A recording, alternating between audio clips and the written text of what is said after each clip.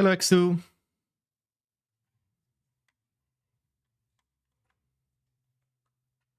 Wait, so it's working now? I turned on the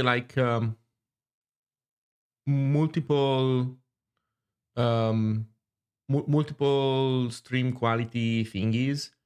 So in theory, it shouldn't complain.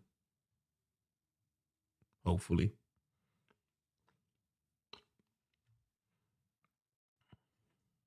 Like I'm doing all the work now to make this happen.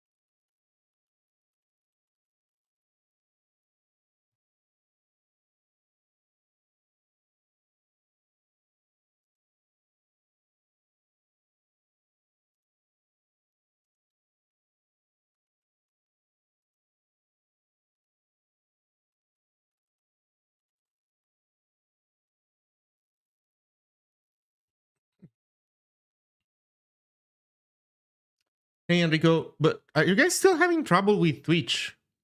Hello Rocket Sammy. I swear to God, I don't know what to do. I think my OBS is reasonably up to date. I've updated my GPU drivers. Like, you know what? I think that Twitch is just falling apart and somebody has to come back from summer vacation before this gets fixed. You couldn't load the stream while you could do the other ones. Okay, but now you don't anymore, right? Now it works. Okay. I enabled the uh like streamer side multi-quality encoding work. So like my computer is now encoding my stream at multiple qualities. I'm not relying on Twitch anymore. So um well, I mean, hopefully that is what fixed it. Okay, so you guys are now everything works. Cool. So check out these insane rules. Well, not insane, but funky rules for Base. I'm delighted that now I can implement them perfectly correctly. Truly delightful.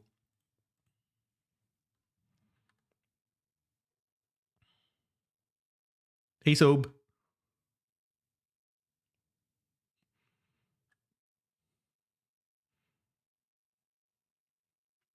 A base element, if it has an href attribute, must come before all other elements in the tree that have attributes defined as taking URLs. Yes.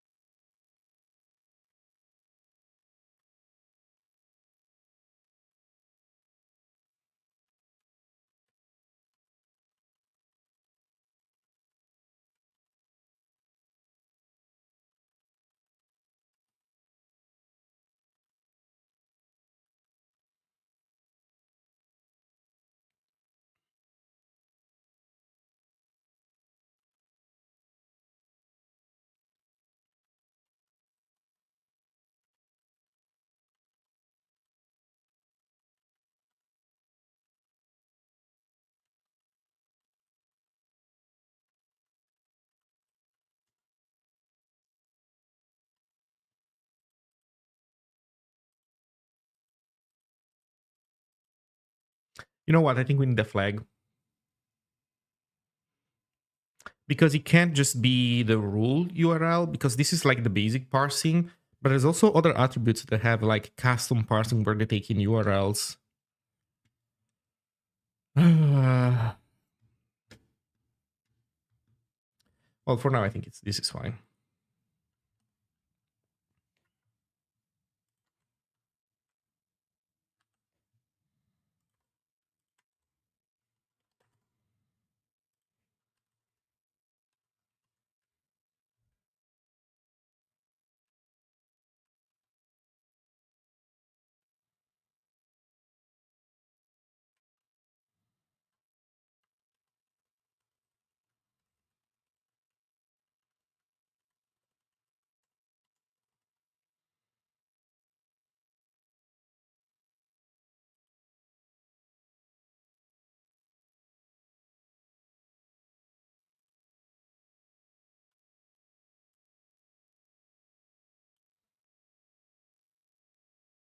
There must be no more than one base element per document.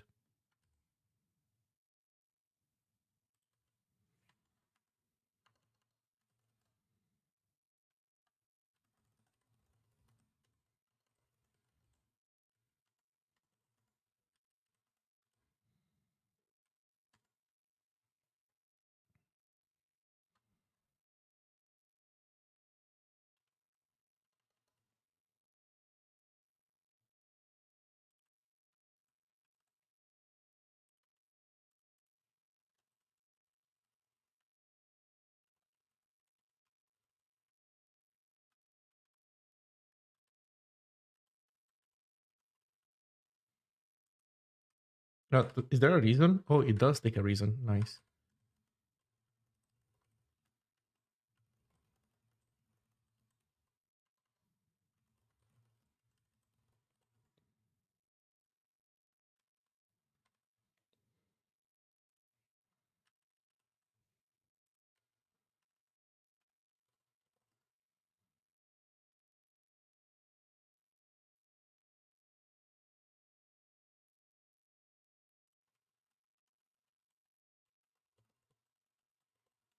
Okay. I think we're doing not bad.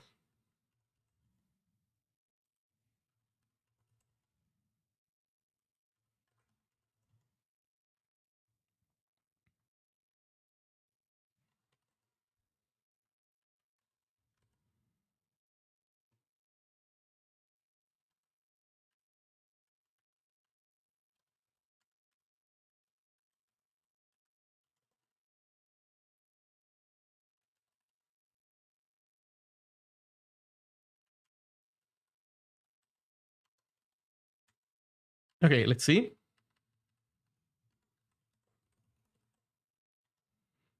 Missing attribute href for target.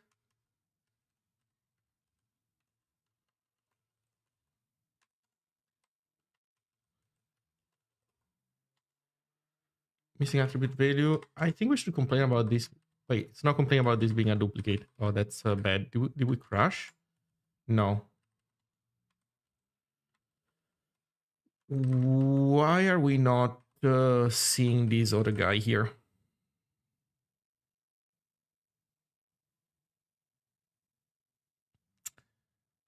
Why are we not seeing this other guy up there?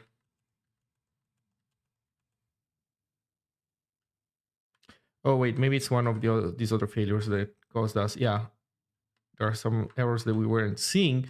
That said, this is not being processed. How come?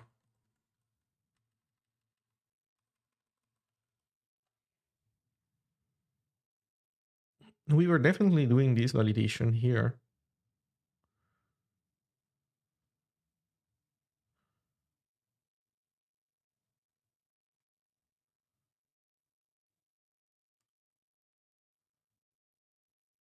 Hmm.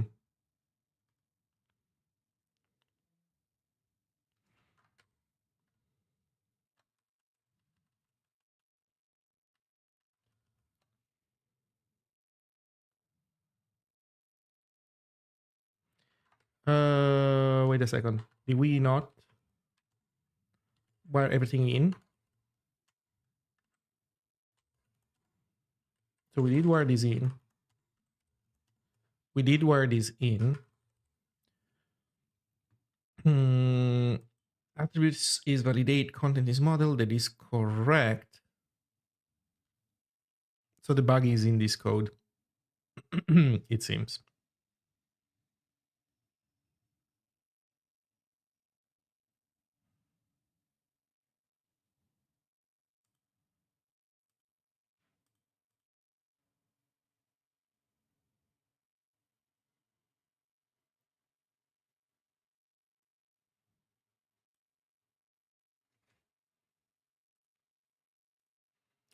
So we're doing some of this stuff. Like we definitely go do everything correctly up to here.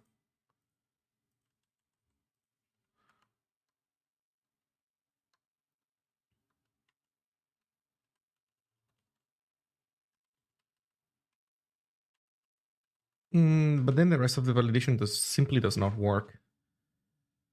Let's see.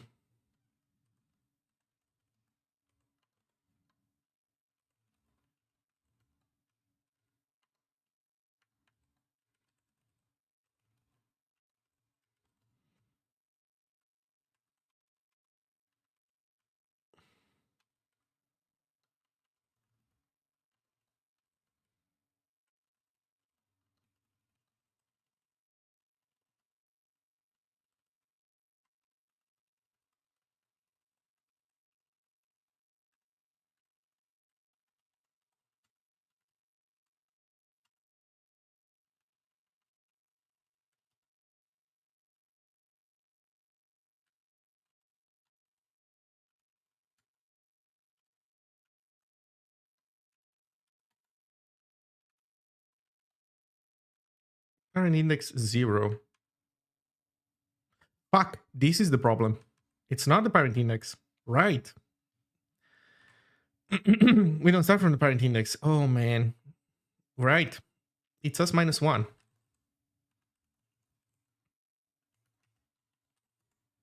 There you go.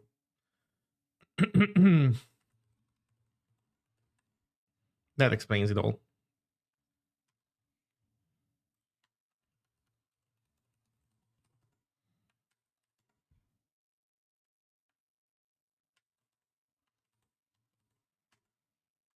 Duplicate child. There we go. There must be no more than one element per document. Perfect. Now, what if I put in here a anchor? Invalid nesting under audio.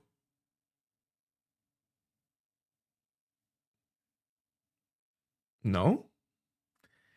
If base has an href attribute, it must come before any elements that have attributes defined as sticking URLs. But it's not audio. What are you talking about, man? It's the A element. And this is also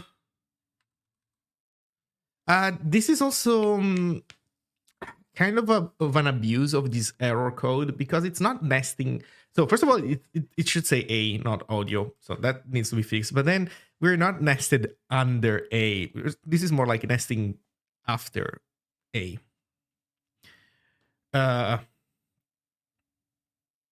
But let's say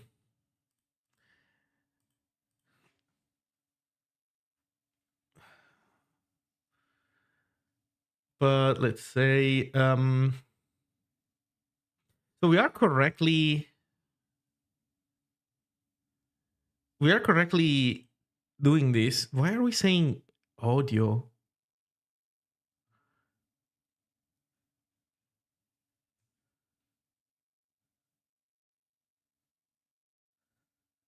Node span source.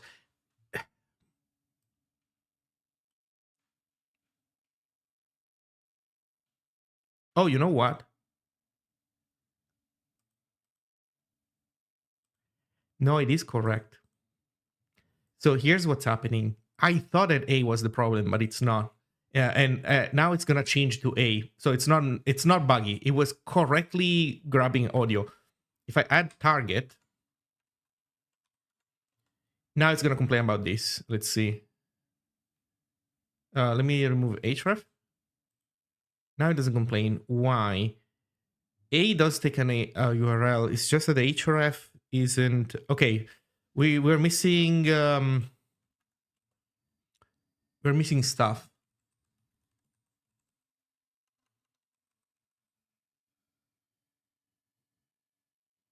Now it says invalid nesting under A.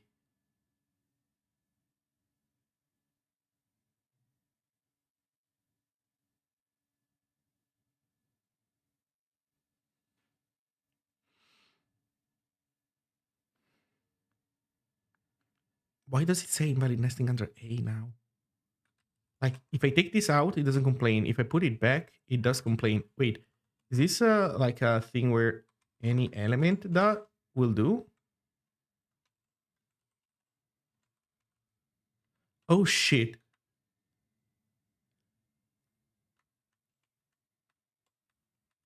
Oh.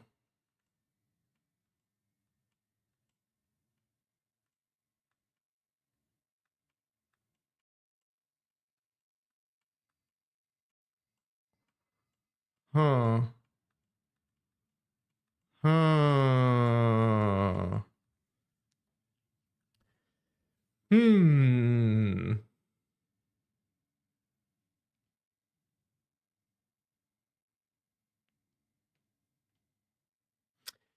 Okay, I get it. Then node index then this value is wrong. So if node index -1, wait, have we been passing the wrong node index all along in this thing?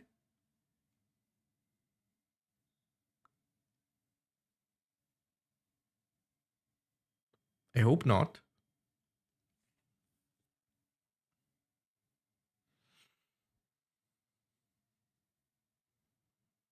So the problem is basically that we're, by doing -1 here, we're skipping 1. So this is what's happening, but it's weird because node index should be ourself.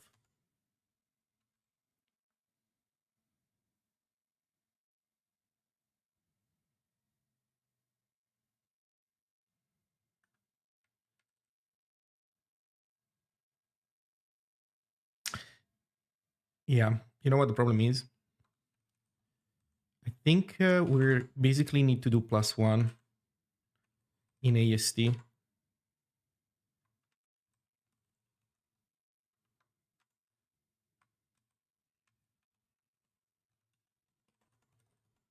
I think this is the only way to make it work.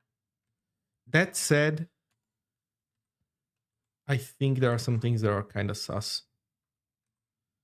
Does this still work?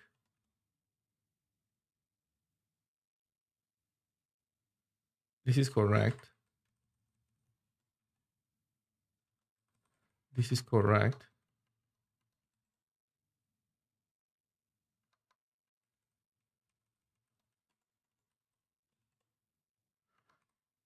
So this is all correct.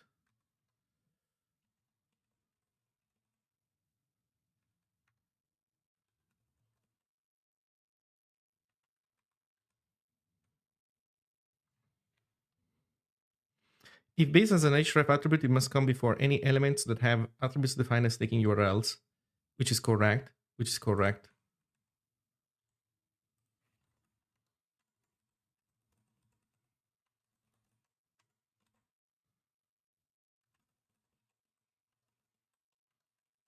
For me, it's fine because I haven't implemented it yet, although it's an error area. Oh, it's void.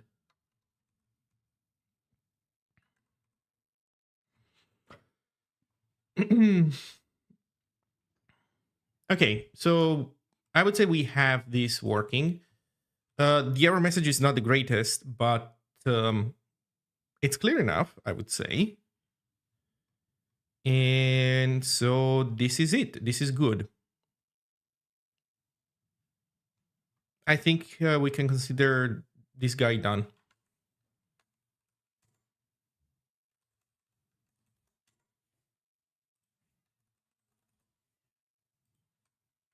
So we did a funky. So we did a funky a funky element. So that's good, and it was very funky, and we still were able to do it easily. So that's nice. Time to do BDI. Greetings, ladies and gentlemen. No replies, no problem. Maybe this is recorded. Yes, it is recorded. But you are part of the recording as well. You just don't know it. And you are going to be trapped in here forever, looking at the HTML spec with me. Welcome to hell. The heck is BDI?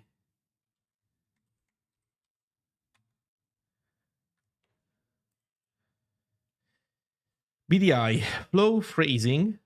Once phrasing. Oh, also, let's try nesting meta where it shouldn't be. So, sorry, base. Base is actually invalid nesting under main. Yeah, perfect. Okay. BDI. The fuck is this? Represents a span of text that needs to be isolated from its surroundings for the purposes of bidirectional text formatting. Oh.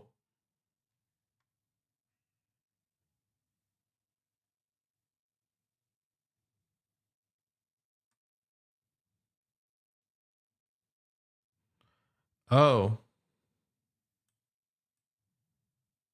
This is interesting. I've never used this element, and it's actually very useful for usernames that have weird rules, weird alphabets. So yeah. Okay. This is a cool element actually. So it's flow, it's phrasing, accepts phrasing. Also, the dir global attribute has special semantics on this element. But this is it. So this is gonna be an easy element. So I'm gonna copy B. Oops. No, we have to do it this way.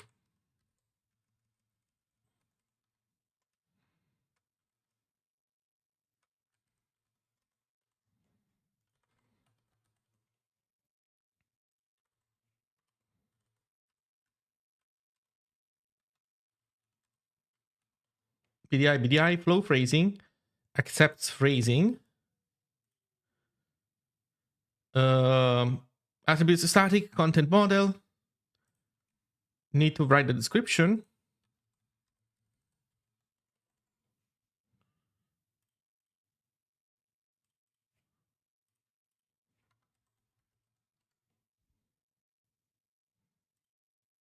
Bitwise and no.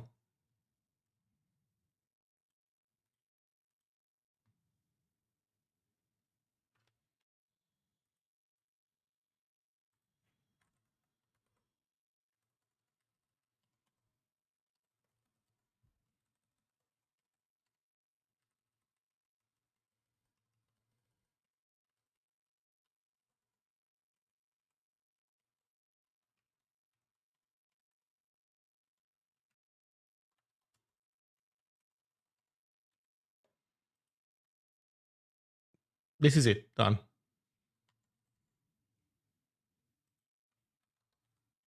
26.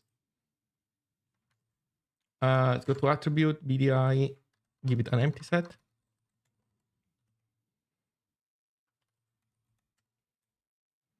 BDI. BDO. BDI, BDO.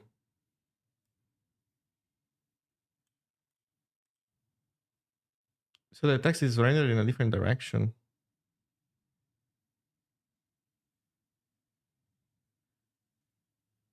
Okay. I'm not so sure about the utility of this one. The other one, I was convinced. This one, not so much.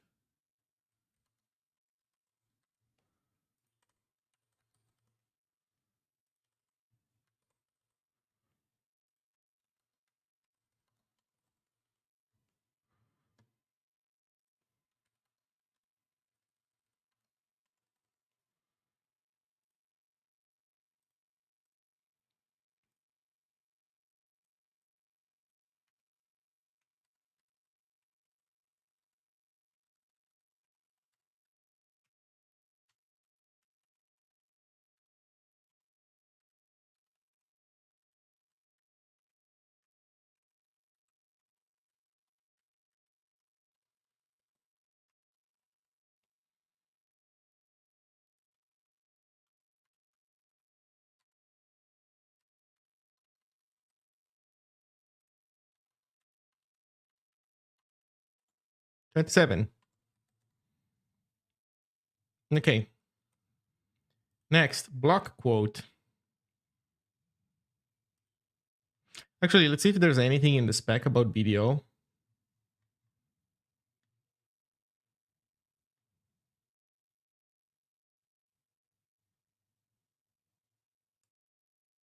Oh, look at this. Authors must specify their attribute on this element with the value altr to specify a left to right override. Okay, so there I'm guessing is in the set of global attributes, but it is now mandatory. So well, for BDI it's not mandatory.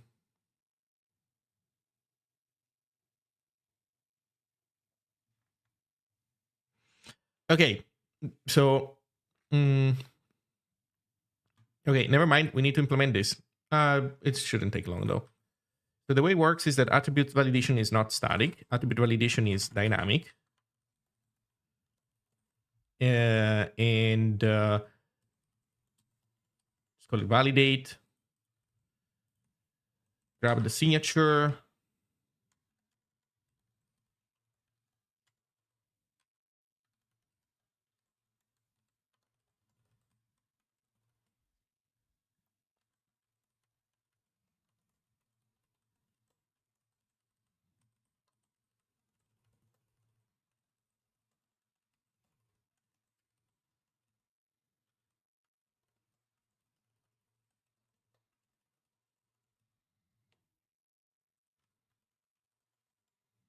lsp.error, we're missing attribute.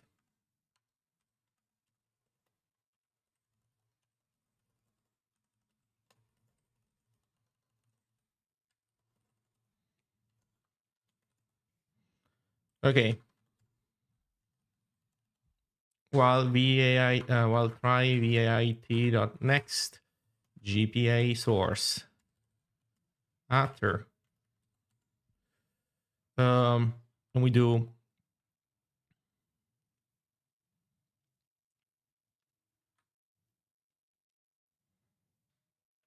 const model equals if attribute.global.get name utter.name.slice source get name not get, but we need the index.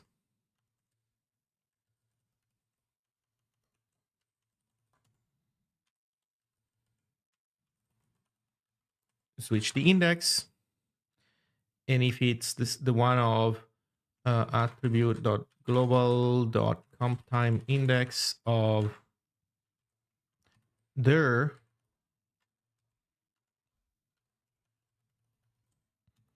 as dir equal true, break blk with attribute global list at idx.model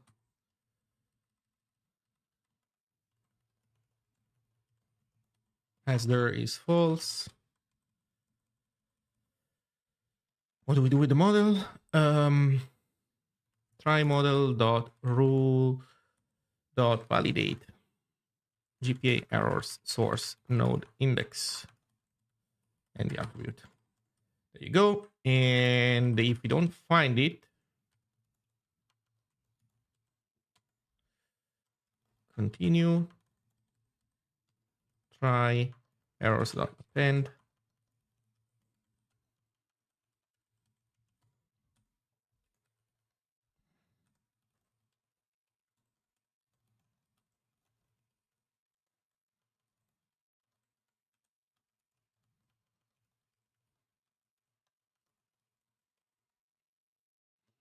Node index. There you go. Next is you're not using nodes and parent. Yeah, that's correct.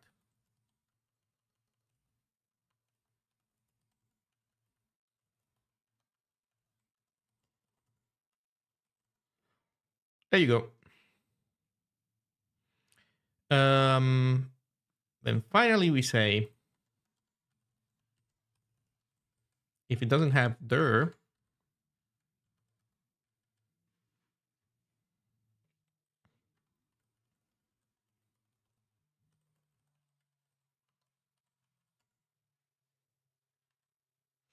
to be honest, this is a little bit annoying because it almost feels like we could have done we could have added the concept of a required attribute somewhere in here, but maybe it's fine so far. We'll see.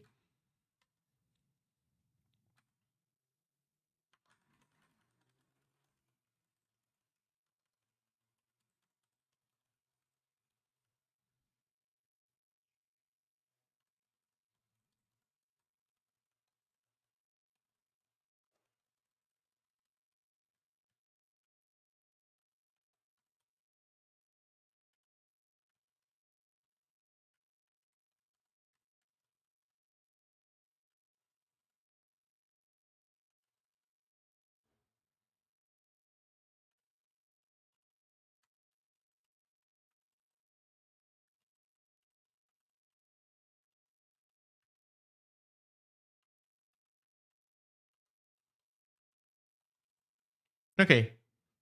We are not doing a good job of what's going on here. um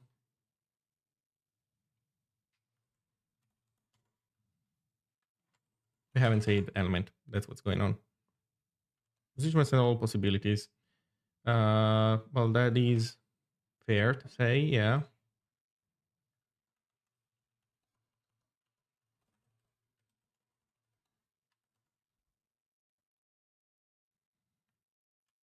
Oh, right. And kind of important, huh?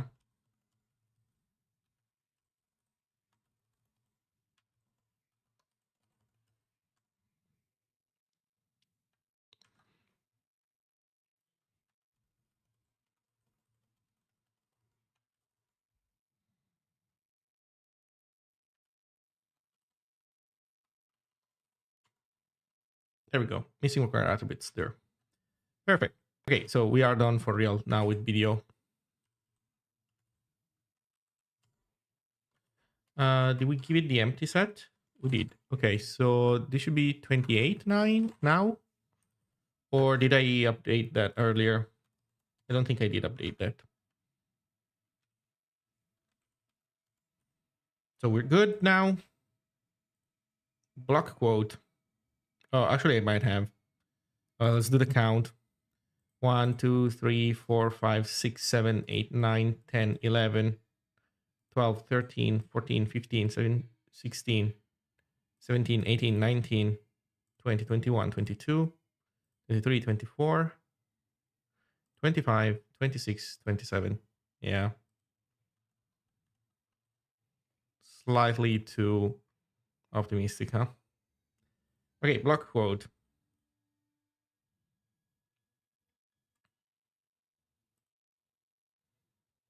Flow, flow.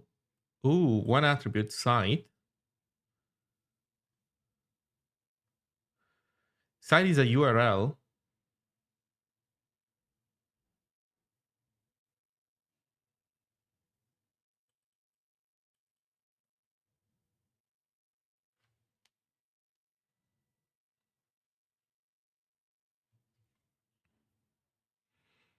Yep, I'm using Helix. So since it has a custom attribute, it's actually fine. I think this is more of a BDI than a BDO.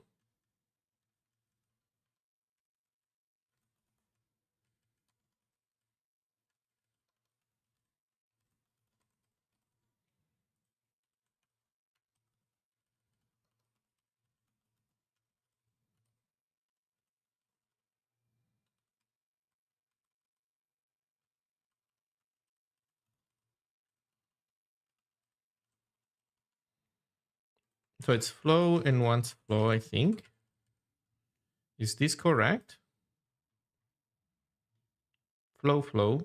Yeah.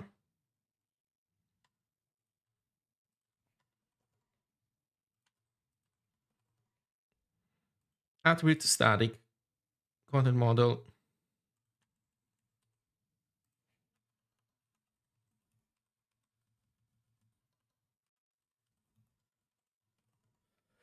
Um,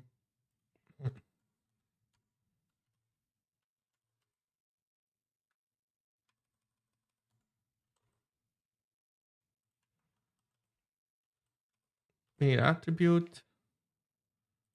We need this. Or we only have one, which is site.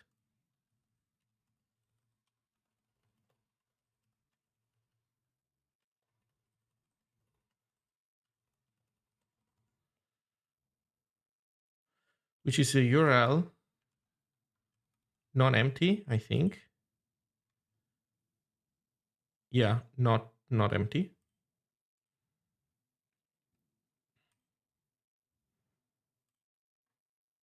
This is it. We just need to fill out the descriptions.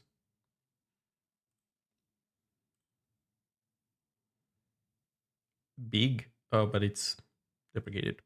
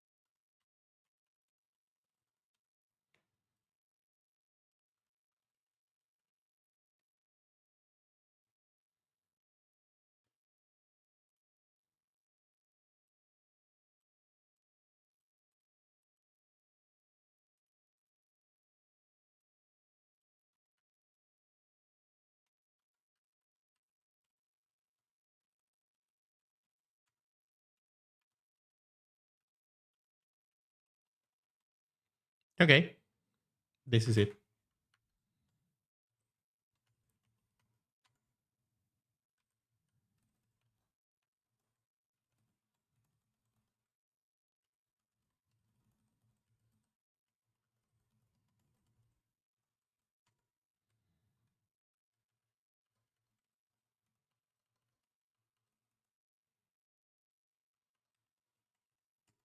$28. Let's go.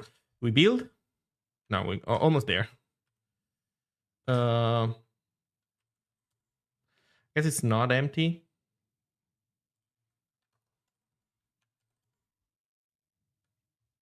There you go. Okay.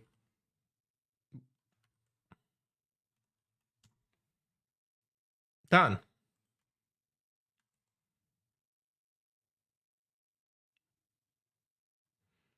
Body.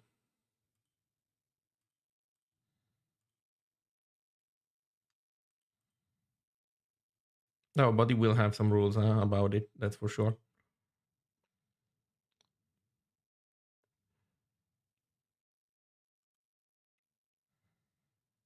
Body is not going to be listed in any category because I believe it doesn't belong to any.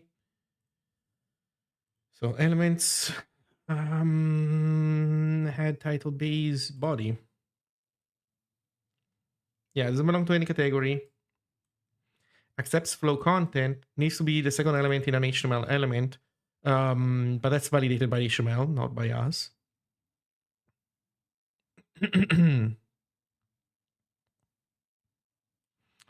About these elements, start tag can be omitted if they are, fuck that. Oh. Oh. Oh. Look at all these delicious extra attributes. Also, none of them has a description. So, nice. But I mean, I get it. You know, this is a part of the HTML spec that describes an element that is, you know, almost deprecated. Nobody uses it. So I understand why they don't put descriptions for these attributes. You know, it happens. It's fine.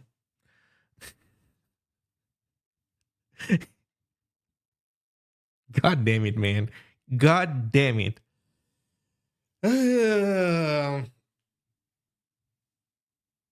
Also, I think that all of these, since they start with on, I guess they all accept they all accept a JavaScript-y thingy, event handlers. Can I know how you were supposed to parse these things? You know what? I'm gonna give any to all of these and just call it a day for now. I think that that's what I will do. So I think we can copy. I'm gonna copy BDO for body.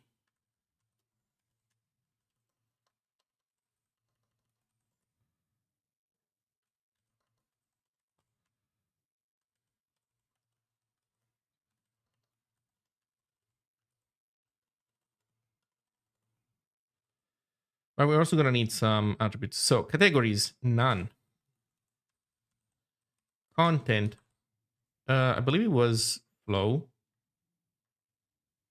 Yep.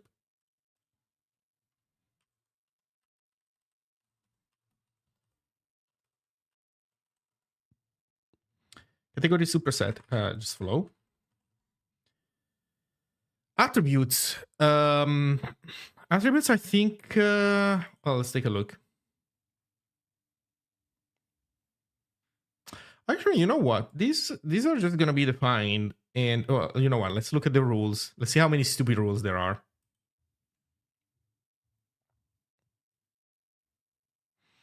And auto generates bindings for it.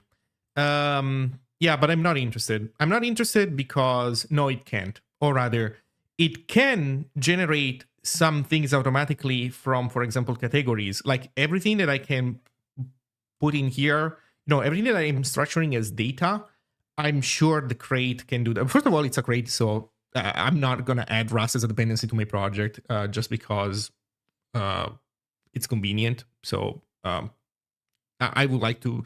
I like the idea of reducing the number of dependencies. That said, let's imagine that there is a Zig dependency that does this. Well, here's the problem though. it's going to be able to collect this type of information. Great. But it's not going to collect the MDN information for me. So I'll still need to grab the MDN information. And then here's the second problem. There are a ton of rules that are not expressed as data. There's rules that are expressed in text in here that you need to understand. And also you want to design the error for. So it's not just that you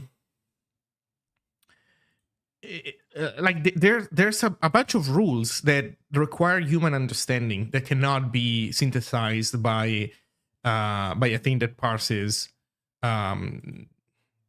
data. So, and that is in a sense the real value add of this language server, like the fact that it gives you good errors that also explain why things are the way they are. So maybe the HTML sys has a data collection side and a manual side where people put in these extra rules manually, which would make sense. But in any case, I want to see this stuff for myself and do it this way. Is ZLS part of the Zig project? No, it's a community project. How long does it take for ZLS to match a Zig latest release version? Usually not long, especially if it's it actually tracks master branch fairly well. So usually when it comes to tagged releases, it's by the way, I'm on Zig 0.15 and check this out. I'm using ZLS. I can go to definition and everything works. So it has already been working with 0.15 for a while. If you have trouble, if it doesn't work in your setup, you need to do something on your end. For example, if you're using some kind of package manager to manage ZLS, my recommendation would be to not do that and instead download ZLS on your computer. And you occasionally, every time you update Zig, you basically pull and rebuild ZLS as well. That's how I do it. If you're like a serious user of ZLS, I would argue this is the best way of doing it. So I don't know, for example, let's say that you're using VS Code, because VS Code can download ZLS for you. Like the Zig VS Code extension downloads ZLS for you. It can do that. I don't know. I'm guessing that should be fine. That should work well, I think. But at the same time, I don't know. I prefer that VS Code did not manage these things for me. So I would personally still configure the Zig extension in VS Code to use the ZLS that you have in path and you manage it yourself.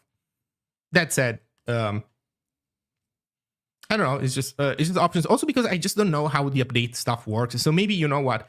Maybe, again, I'm assuming that you're using VS Code, which might not be correct. But let's say that this is what you're doing. Then what you can do is go into VS Code and see if there's some kind of command to ask the Zig extension to update ZLS or update Zig, something like this. But I don't know how it works. So that's why I don't like it. It's because it's a system that I'm not comfortable with. I don't use it much. So...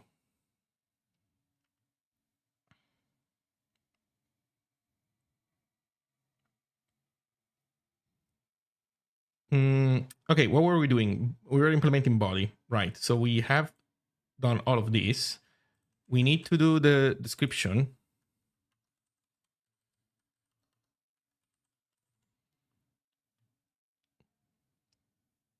Do we need dynamic attribute validation? Right, we were figuring out if we needed that because it depends on whether we have weird rules or not. So body element represents the contents of the document.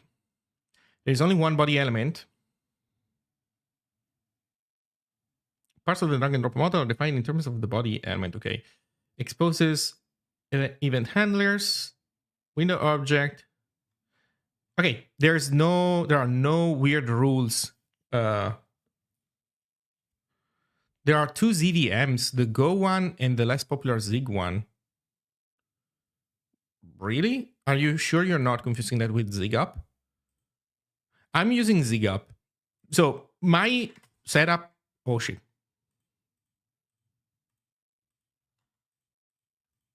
What's happening? Cancel. So my setup is this.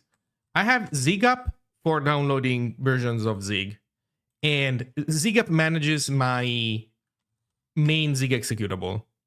And then I have Zig1 and Zig2, which are Zigs that I built myself, but that's, you probably don't need that. And then for ZLS, I just do this. I go to, I have a ZLS checkout, and I git pull from it, and occasionally I rebuild it. So this is it. And by the way, you can see here that I updated, I'm getting some new stuff because they made some commits, but I'm not going to rebuild it right now because I'm not experiencing any issue with it. So I don't know. I'm fine with what I have, but I'm going to check this again, of course, in a bit.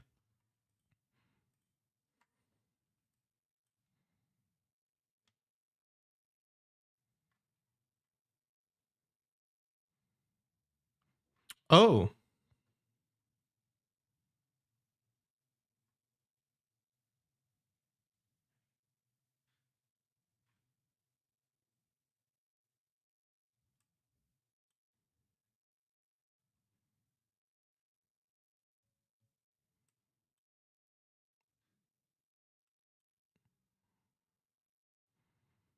ZVM install -- debug.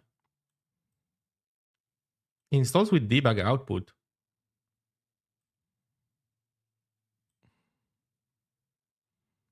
Use Zig, use ZLS. Okay, so this is managing ZLS.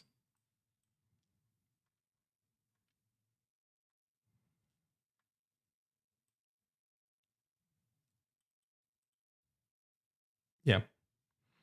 So they talk about the other ZVM, Britain Go.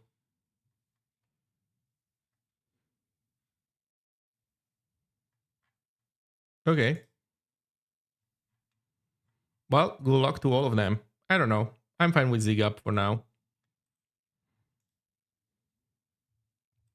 I don't need anything fancy past that.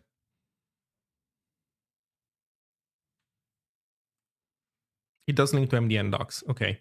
But wait, it's fine that it links to MDN docs, but does it also steal MDN descriptions? Because the descriptions from the spec are not great, to be honest. The ones from MDN tend to be better. Not always, but they generally tend to be better. So, yeah.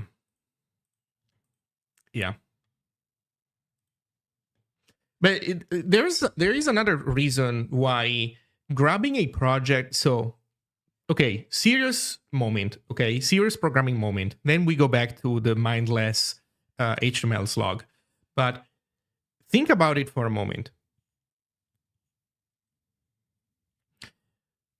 A language server, or in general, a tool that validates an AST, it's a piece of developer tooling whose efficiency is important. You want it to be fast. You also want it to be able to explain things. So you need the check-in to be smart enough and to move around enough metadata that you can explain certain things, right? You see it in my errors. Some of my errors have a reason field where I put in extra notes to give you to give the user an explanation why we're doing things a certain way. So cool. But I would say that first and foremost, you know what? 50% you want it to be smart enough, but 50% of the main important goals is also efficiency. It cannot poop itself when you're editing a big HTML file. So you want it to be as efficient as possible, or approximate that. And so that means that you want to pick a smart algorithm for analyzing your AST and reporting errors. And the algorithm that you're going to pick will depend a lot on the type of checking that you need to do. For example, the fact that in my AST has that a node in my AST has the concept of a element model, and that the model contains categories, content, and extra. This is all dictated by the fact that this is what I need to be able to do things efficiently, because I'm using categories as a path extract, so I can basically do I use it as a number, and I do quick binary operations to see if there's overlapping or not between copies of this thing, because one acts as a category, one acts as a content, and so you match them to see if one element accepts the other as a child. But that's also not enough, right? Because sometimes there's also extra rules. And so some of these things go into extra, like if it has it be index attribute, if it has if there's this stupid freaking auto sizes stuff for EMG. So and learning that, so I'm not sure if this is the best way of doing things. Like in an absolute sense, it's definitely not. But I don't know how close I am to doing things optimally. Let's be optimistic and let's say that I'm doing things at a reasonable level of optimality. The reason why I got here is because I spent the time to understand the shape of the problem, understand the shape of the rules of the HTML spec.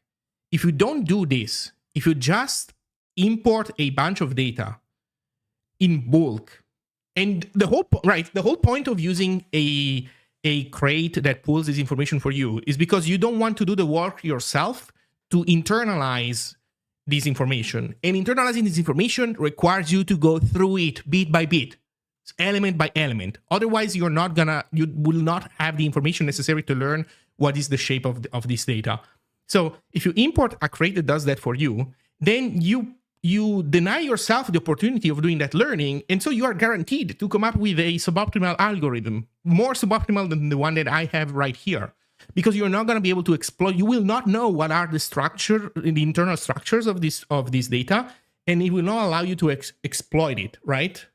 So doing the work yourself is kind of the point. Like, I would even argue, well, I get it that having the tool exist is not a bad thing. So it's good to have the tool exist so that people can use it. But for me personally, if I don't get this learning experience, why the fuck am I even doing this work? Right? So, long story short, it's depending on other people's code is good. But if the only thing you know how to do is depend on other people's code, then there is something wrong. That's a quote from a talk for the people who are in the know. I'm quoting myself. Sorry, I shouldn't do it. It's in bad taste, but I am quoting myself this time. So this is the point. So I don't want a bunch of shitty XML data or God, worse YAML or whatever it is that I know nothing about. I want to learn precisely what the problem space is and come up with something optimal. And that way, I will make a tool of a level of quality that you just can't have otherwise. And in general, it's also good for me.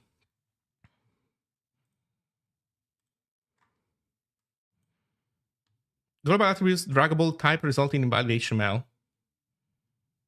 The attribute draggable is currently typed as a Boolean value, when it's in fact an enum with two values, true and false. Oh yeah, I remember this. And one default that can't be set, auto. There is a warning in the MDN docs, and it's defined in more detail in this spec.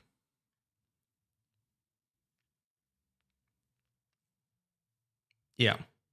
So they're conflating the two concepts. I mean, I was about to say, I'm sure they can fix this, but then I looked at it and it's, wait, this is an issue from 2024. Has nobody really fixed this? What the heck? Is this the HTML6 crate, or is this another one?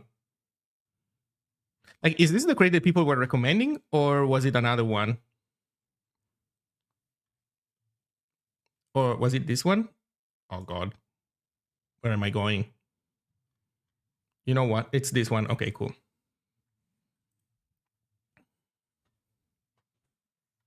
Apart from Zig itself and your repos, can you point me some source codes where I can learn idiomatic Zig code that depends on latest Zig release? That depends on latest Zig release? It would have to be somebody that has upgraded to latest Zig. Well, you know what? Check out stuff from this guy.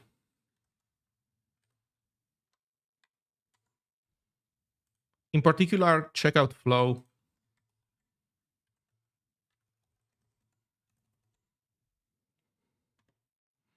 Sorry, I sent it on Twitch and you're not on Twitch. I'll send it on YouTube.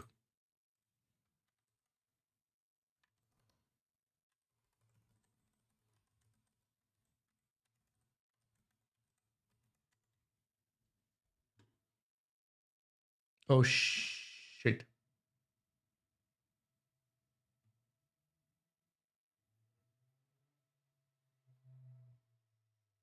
Okay.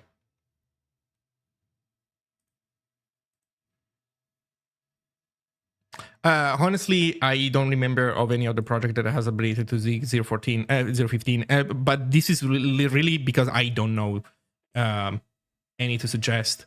There certainly are some. Actually, if anybody in chat has, like, if you have a project that you think would be a good example of idiomatic Zig code, even if it's not perfect, nobody's code is ever perfect. But yeah, feel free to share it in chat for Rocket Sammy. Of course, if you're on Twitch, the link will only be visible on video, but I'm sure Rocket Sammy will find a way to make that work. Okay, so before all the rants, where were we? We were in body. There is no validation that we need, it seems. So this can be static. We don't need to validate these unique or anything like that because we are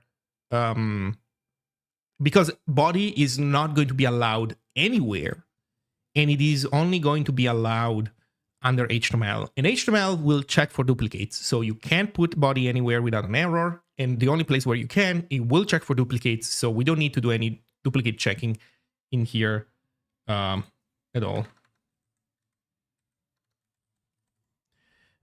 Which, by the way, it's interesting, right? Because this is another thing.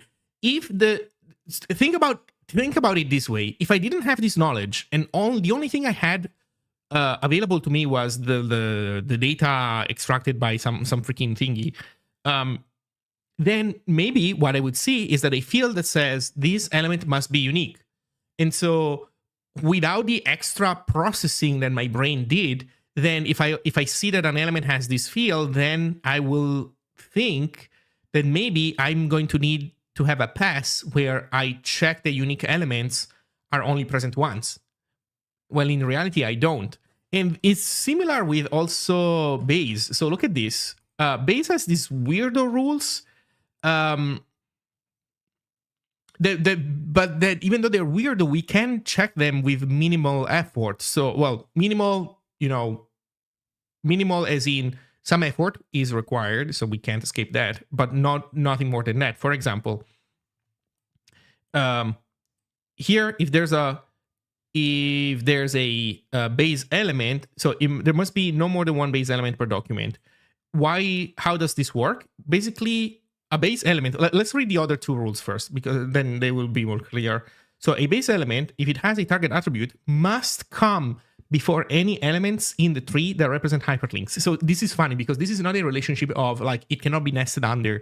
It's like it means that top to bottom there cannot be an element that represents a link above it. Why?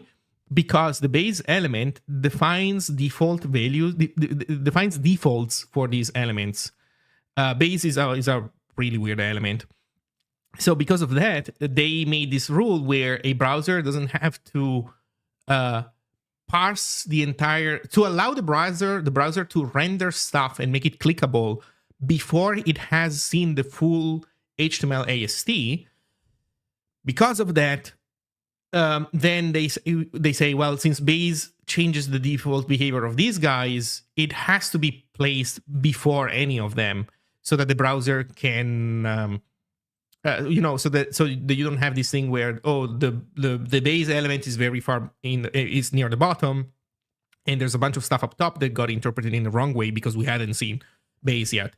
So how does it work? Well, we basically go from where we are and we go upwards. We look at all the elements that we see above us, and when I mean above, I don't mean in a like well-structured tree way. I mean if you look at this, I'm not navigating the tree in a structured way. I'm literally scanning all elements before this one that were inserted before this one, all of them, and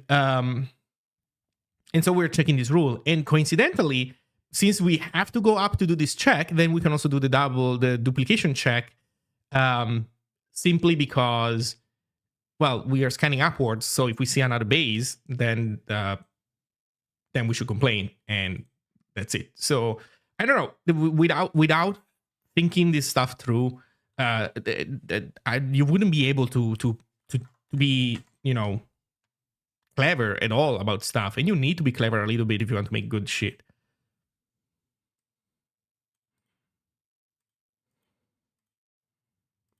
Okay, so now watch me deal with like 10,000 friggin' items.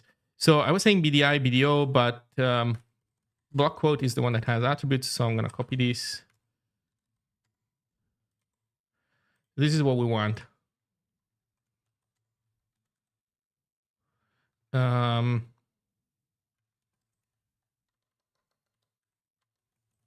Name is this. Oh, wait, no, it's this. Name is this.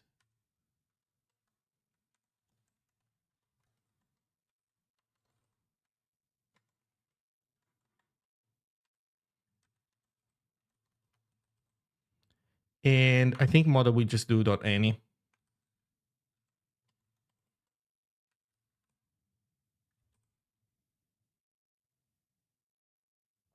Oh, I did it wrong. You can't do model any.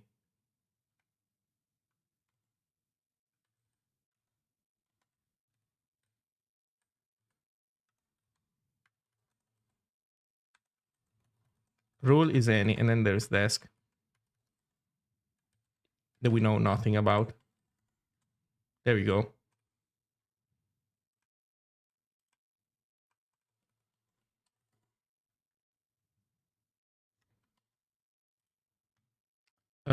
What do you not like about this stuff?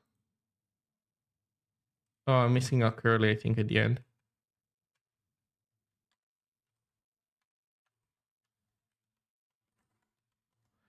There you go. So we have all of them, and now we need to find descriptions for all of these things.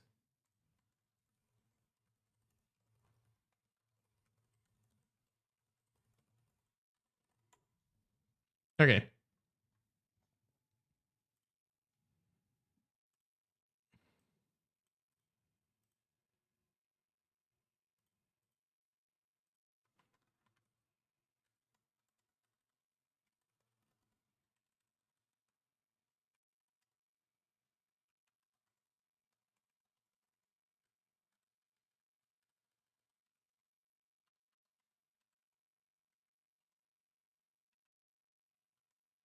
Oh, match surround. Match surround. No. There we go.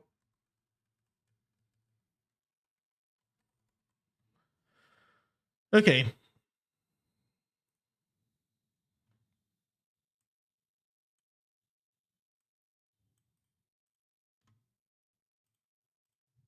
On after print. On before print.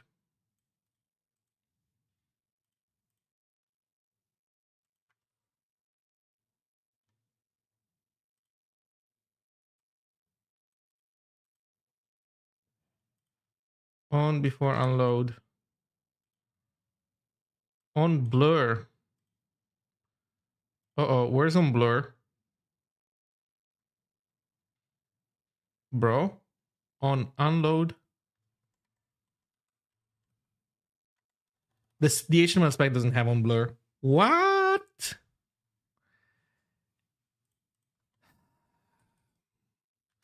Somehow I trust MDN to be more of an authoritative source than the spec on this one.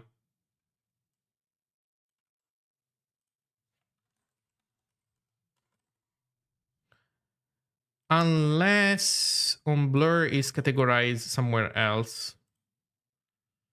So on blur is not in here. No mention of on blur, but global attributes has other stuff after it. Maybe on blur is in here.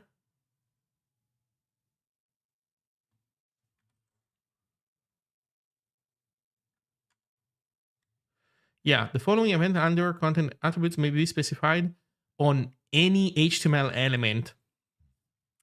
So I haven't added this in yet, but these bad boys are basically, since they can be specified on any element, they are basically global attributes. So that's why it's not listed here. So long story short, no, the spec is more right than MDN. Also, on Blur has a star. What does what does the star fucking mean, man? Bro, what is the star? Oh my god, the star was never used before. They don't explain what it is. They're just a random star. First green block after released. Okay. Oh, thank you. Attributes marked with an asterisk have a different meaning when specified on body elements, as those elements expose event handlers of the window object with the same names. Interesting. So, okay. So this is saying that basically body has a slightly version of unblur. Then it's different to call onBlur on body than it is to call it on a random element. Fair. So how are we dealing with this in our case? Right now, we don't have descriptions dependent on which element this attribute is being defined on. We could add it. So for now, it doesn't seem too important for me to add.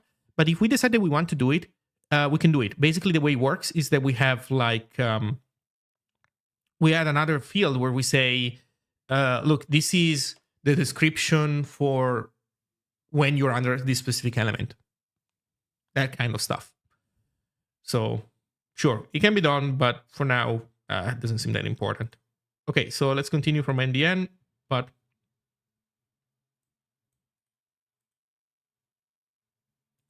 oh, actually, you know what? On hash change, on language change. So am I correct in saying that these are not going to be in here, right? Yeah, because these are specific to like the window element, basically. Okay. On language change.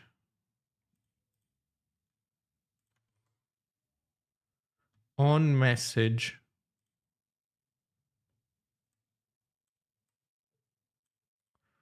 When the document has received a message. Wait, how do you send a message to a document? On message error. A message that cannot be deserialized. What? Offline online page swap.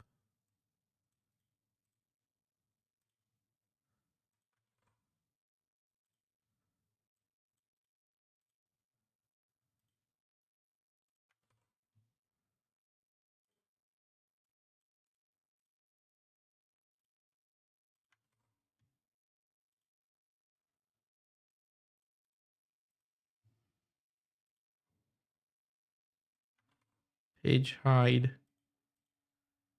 Page reveal.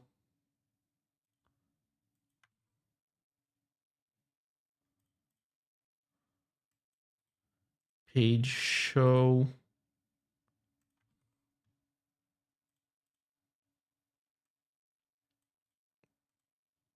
Pop state.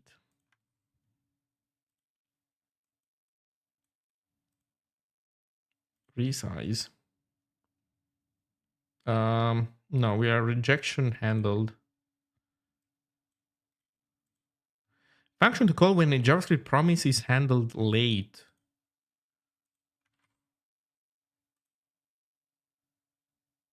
Is handled late? On rejection handled.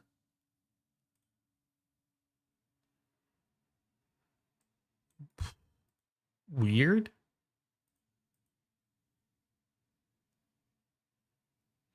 I wonder what handling this stuff late means. Function to call when the storage area has changed. Like unhandled rejections, I get it. So like there's basically a promise that failed that we didn't check, and so you log it here. But the other one I don't understand. on unload.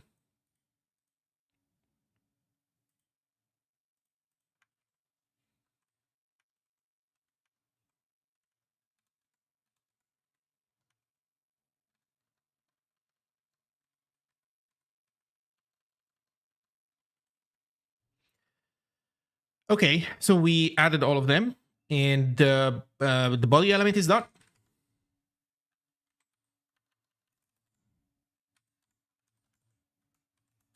Element is here.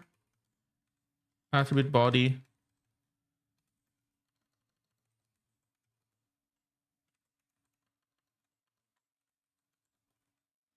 Elements body.zig. Attribute.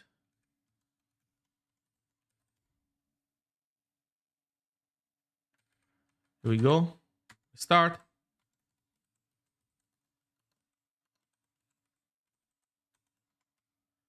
So HTML,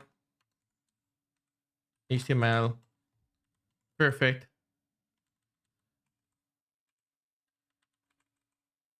So yeah, missing child head element in wrong position should be second.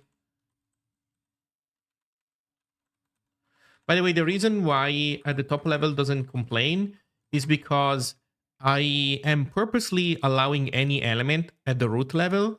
And I'm doing this because um, it's done under the assumption that you might be trying to create some kind of HTML snippet that then gets embedded somewhere else. So I'm not going to enforce any specific rule at the root level. It's a choice. I might change it in the future. We'll see. We'll see. But that's how I'm doing it for now. So this is not. What am I doing? This head. Okay. So HTML head body. Then we were saying, okay, body has all these weirdo on thing. Put another one. We complain. Duplicate child. Perfect. So, well, I guess we're good. Body is done for real. Done. 29. Oh, BR. Oh, BR is gonna be fun. What do we copy for BR? Maybe B.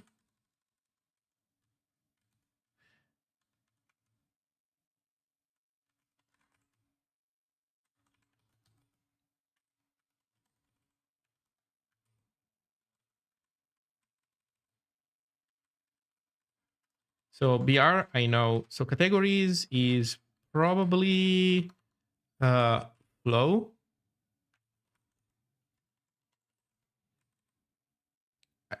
Content is none because it's void. I think it's only flow. I'm gonna check this in a moment. Go find this out. So BR is gonna be here and here. Flow content. Where's my BR? BR. It's flow and phrasing. Cool.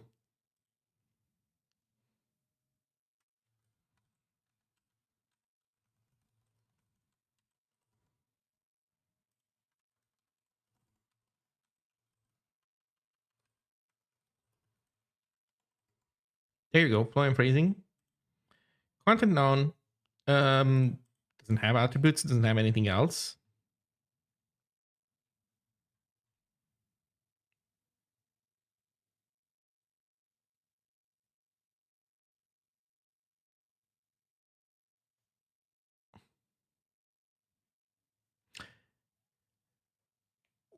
What did I just see? Any content inside BR elements must not be considered part of the surrounding text.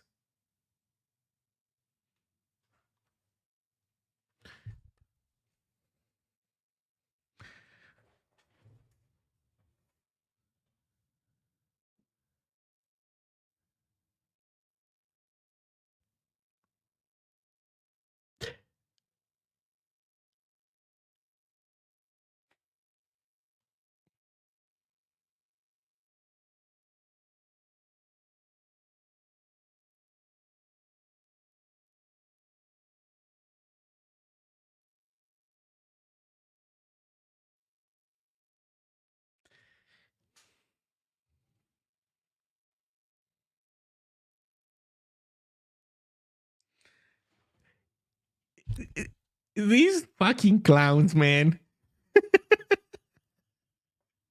What the fuck does that? What the fuck does that even mean, man?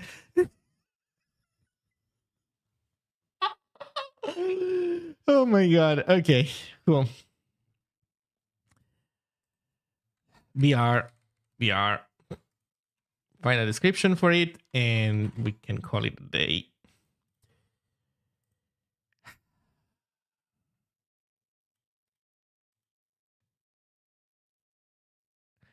Wait, why are these people self-closing it? Why is the MDN self-closing it?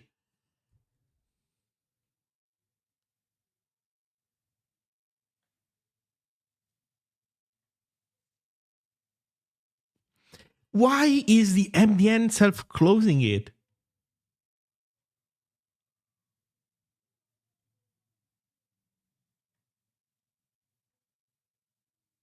Am I going insane? Is it not in the list of void elements? Okay.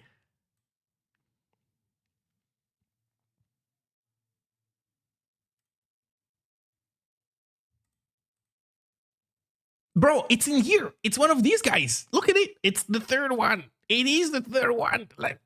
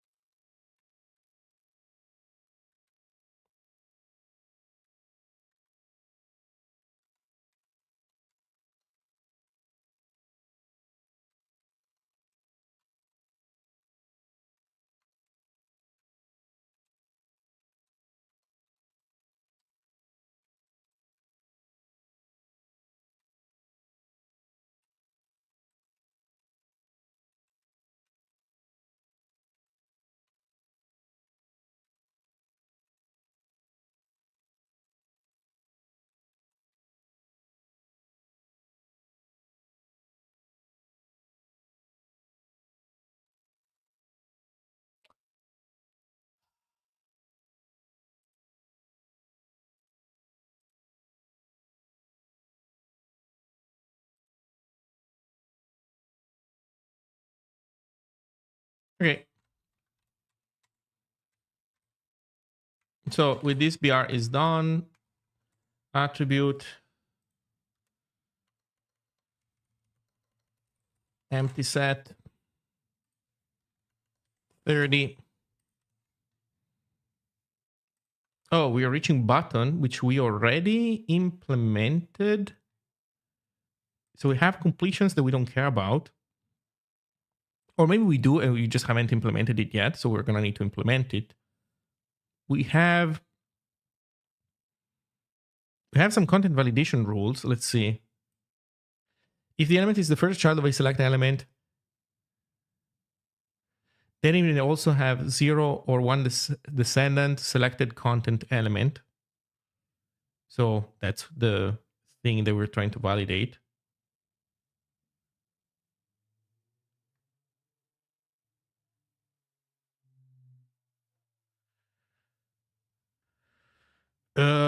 This seems okay. I guess completions is not implemented because completions needs to decide whether to suggest selected content or not. I'm guessing.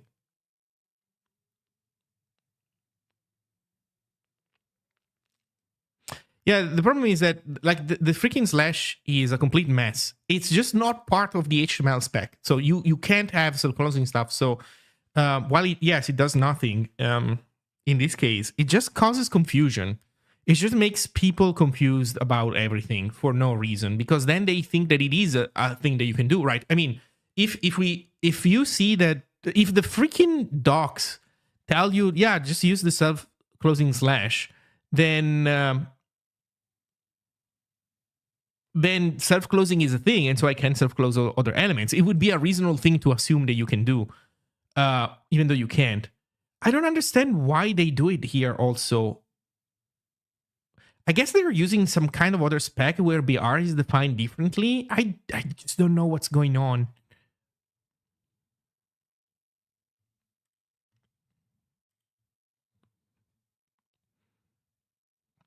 I just don't know what's going on.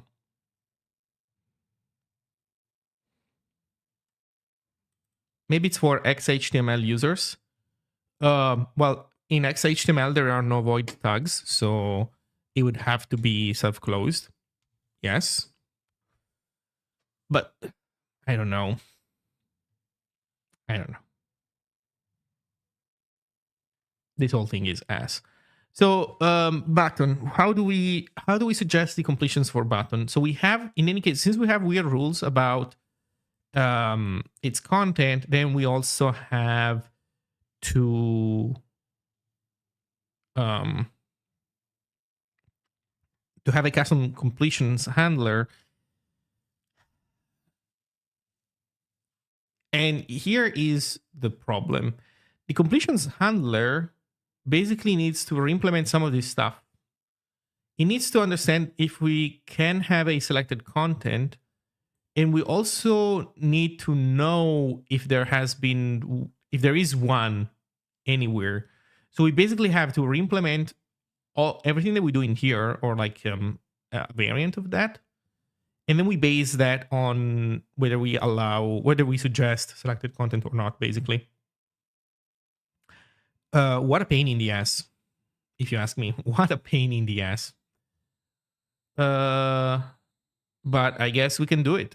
Just need to start copy pasting and then delete the extra stuff that we don't care about, and then see what to do about that afterwards.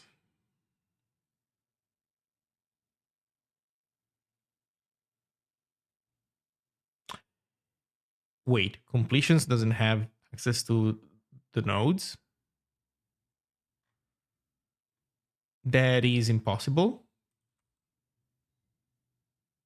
Oh, it's because it has the AST, right?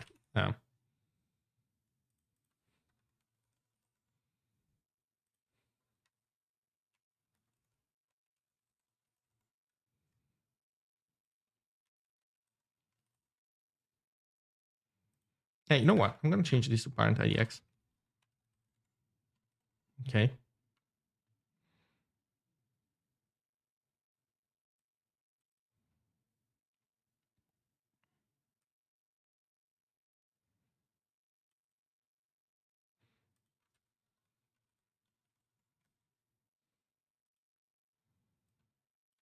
Okay, you know what? And then maybe we can also just extract nodes for simplicity.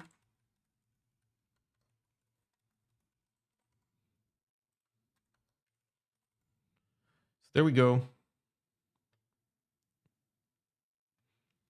Can have selected content is decided here. Then here we see if we have seen selected content. Here we are advancing. We don't care about the node span.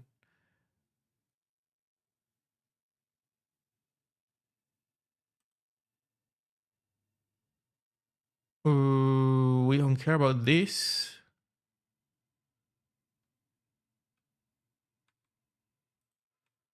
We don't care about this. And to be honest, this is more like this.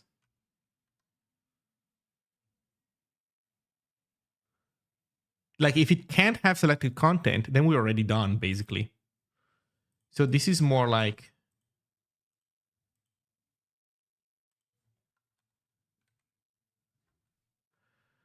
const want sc is can have selected content and this other one. And basically we don't want to do the while at all if we cannot have selected content. If this is false, we don't even do the search. So we keep doing this thing. And if we see this, we basically break. Break with true. Thank you. We break with true. Otherwise, that's it. We don't care about the rest.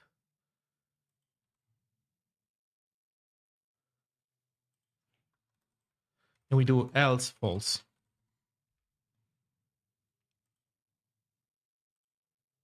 Node IDX is unused.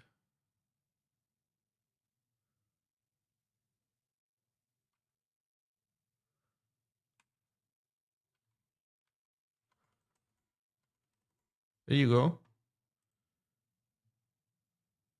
So basically, we keep navigating downwards, and all we're doing is searching for a selected content node kind. That's it. Okay, now we know if we want SC or not. And now we need to basically produce the normal list of suggested children, and that's it. Oh, there's some stuff in here. Parent span, we don't need it. If first child is 0, then return. No, we don't want to do this.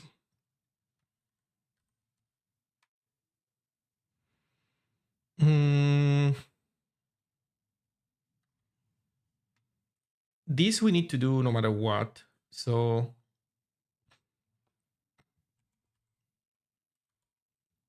this can be moved down here in a sense.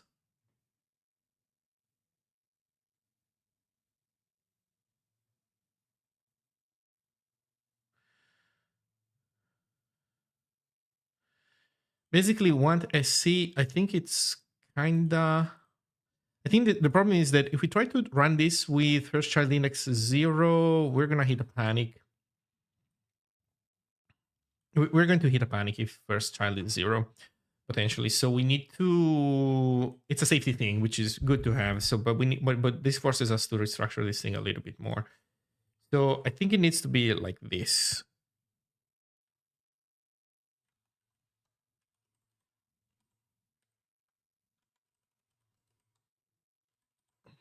Like this.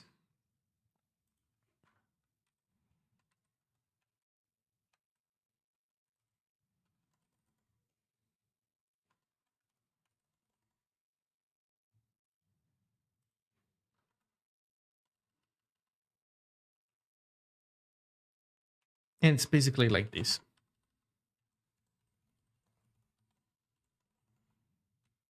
Actually, if child index is 0, is breakthrough.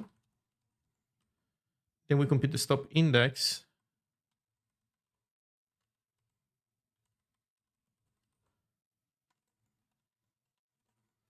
Break expression outside loop. Yeah, you're right. Break BLK like this. Oops.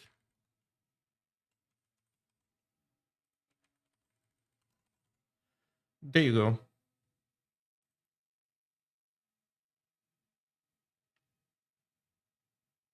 Okay, now we're doing it right.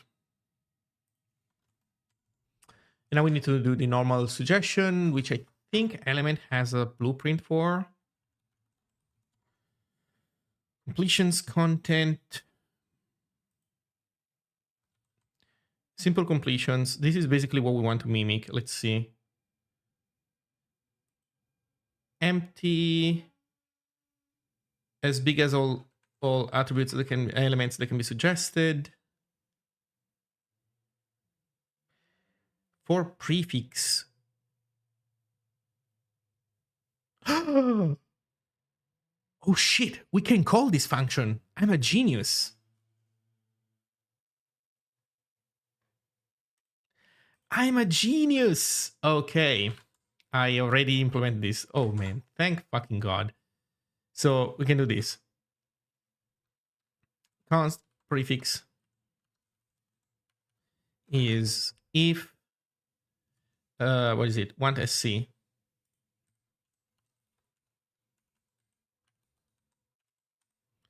It's a list containing selected content, else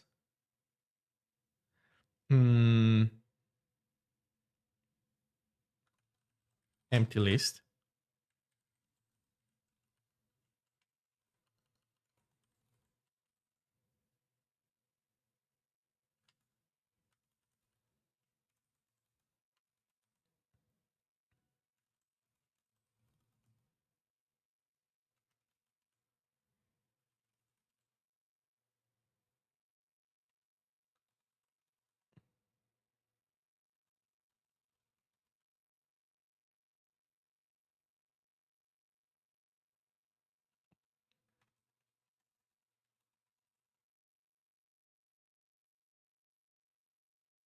That's it. Actually, I'm not even sure if we want to put this as a prefix, but let's do it for now. Why not? So we're not doing anything interesting with offset, so that's fine.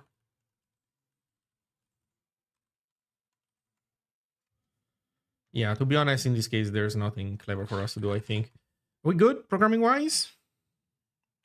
We are.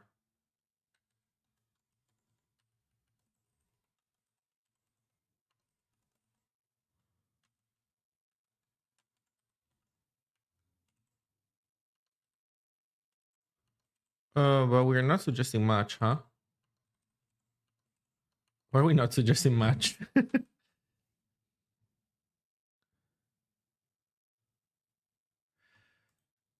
um, Parent is us, right? Yes. What's our model? Man, we allow flow phrasing. Oh, but look at this. We reject interactive. Actually, we need to be more careful with this. So what's in a simple?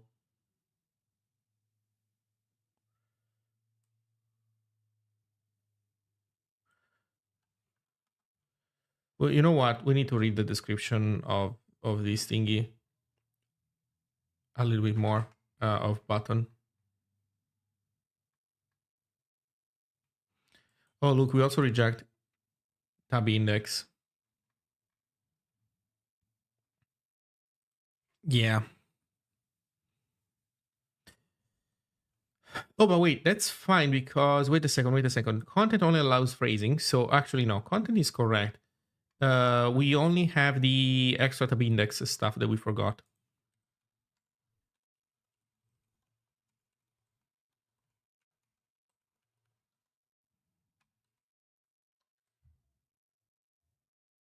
Also, this doesn't need to be the runtime model. This can be just the button model.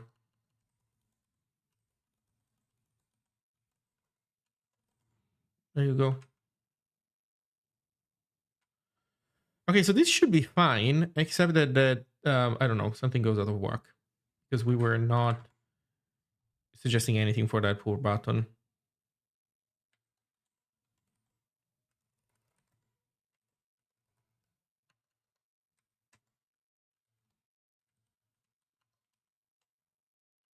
Oh, okay.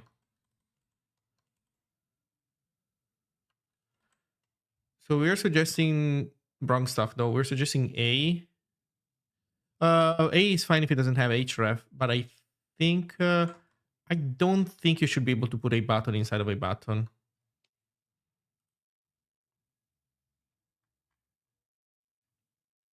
Yeah, because we are rejecting interactive. So how do you reject interactive?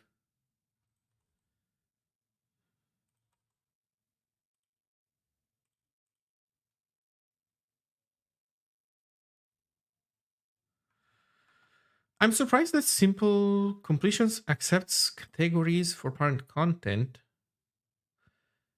but it doesn't support active rejections. How is it like this?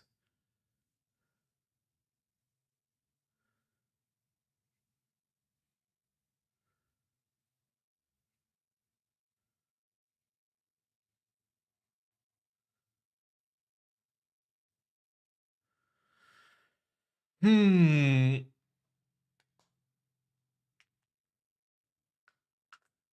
need to also parent.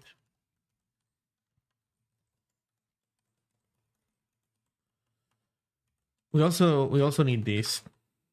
We also need parent reject, which is somehow not defined in here, but that's fine.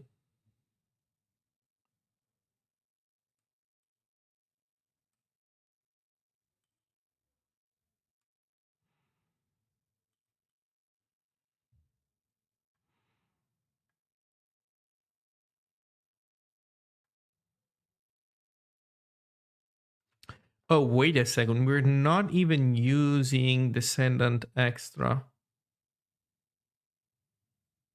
children. Wait, there's some logic missing in here. Oh man. Okay, for each one of these guys. So let's see. If it's in the prefix, awesome.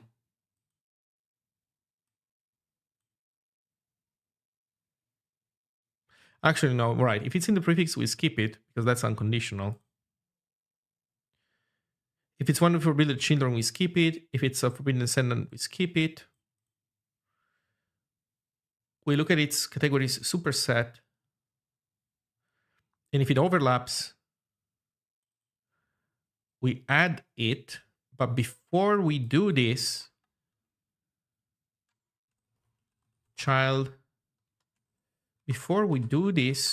before we decide to add it, if it fits, we need to find a reason to reject it. So if parent reject dot overlaps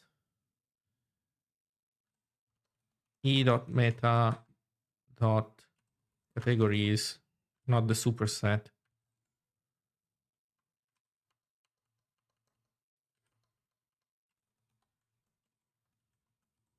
continue outer.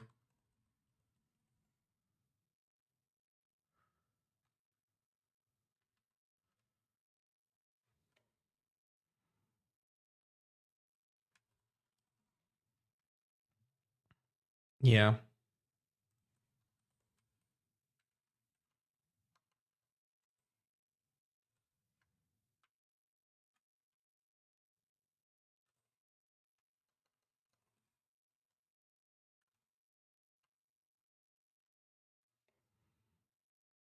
Do we have the element in here? Yeah.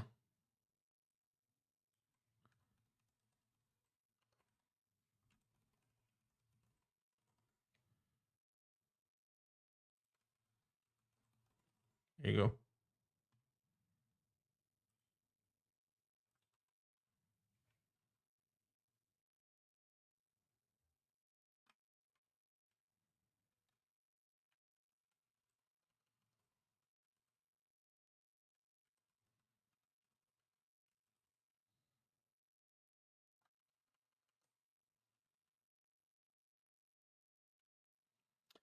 No, what am I doing? E dot model dot categories.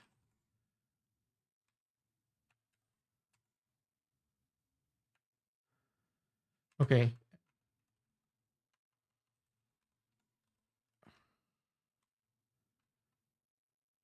Parent model content, parent. Oh, is that a node? Yeah, it's a node. Do we have the element? Yes, we are the element. What am I doing? Audio dot model dot meta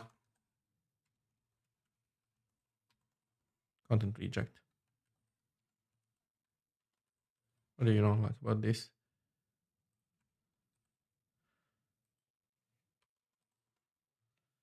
Okay. Okay, happy now?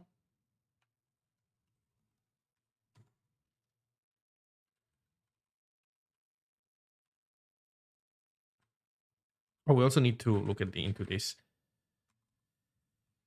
Button model content, button meta content reject.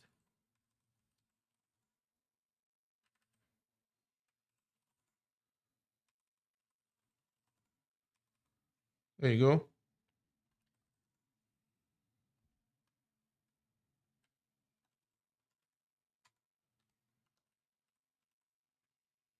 Now it does not recommend button.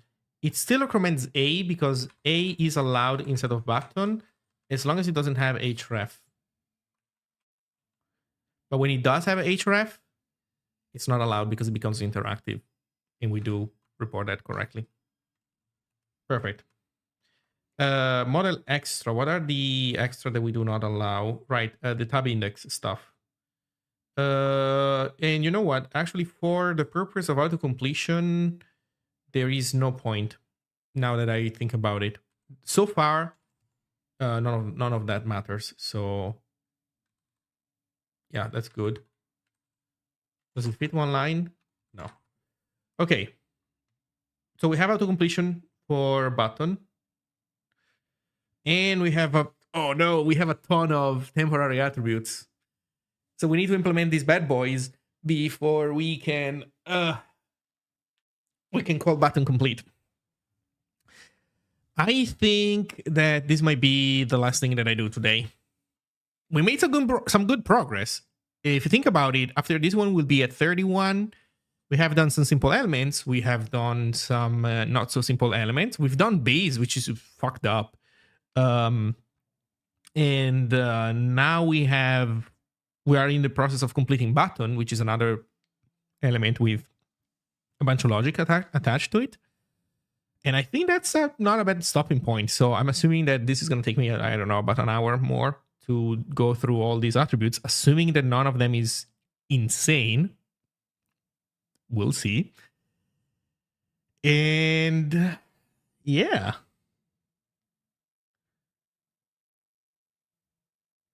Yeah.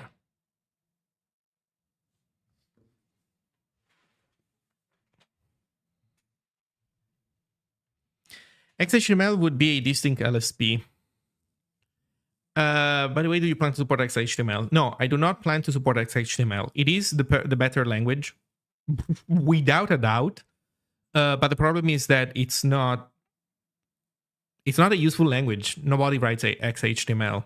And I'll be honest, I don't think that anybody should write XHTML at this point. Like, unless there's some kind of coordinated effort to supplant HTML and replace it with XHTML at some point. But until something like this happens, there's just no point. And so, no, I'm not going to add XHTML support. I could if I wanted to. So, you could, we could detect the doc type and literally switch everything. Like, we switch to a different implementation of the tokenizer. We switch to a different implementation of the parser. Honestly, it wouldn't have to be too different, I think. Maybe there could be some clever way to integrate everything nicely, but it is extra work, and the payoff is so small. I have to be honest. This is pain, and I don't want to have to maintain this stuff also too much in the future. Like, I hope that once I'm done with this main push, then there won't be, I'm fine with some maintainer work necessary to update to, the latest insanity that comes from the HTML spec, fine, and correct bugs, of course. But, like, I don't want to open the door to such an open-ended scope. It's just too much pain for too little gain.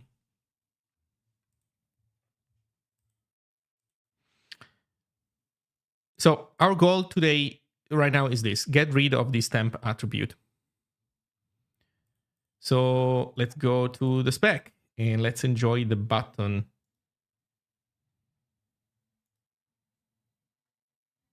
Flow content, button. Man, look at this: flow, phrasing, interactive, listed, labelable, submittable, auto-capitalizing, auto-correct, inheriting, form associated element, palpable content. Jesus. The thing that we're done with most of this stuff. So command. What is command? Ooh, command is an enumerated attribute. Slurp, slurp, slurp. And I think this is specific to button. Type. This also seems specific to button. So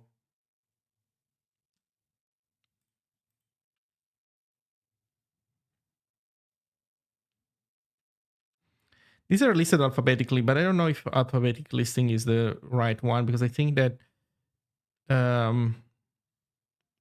does what sorting does MDN suggest for button?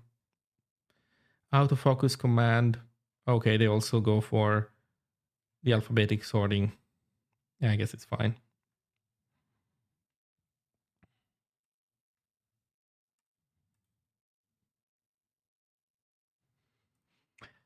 Okay.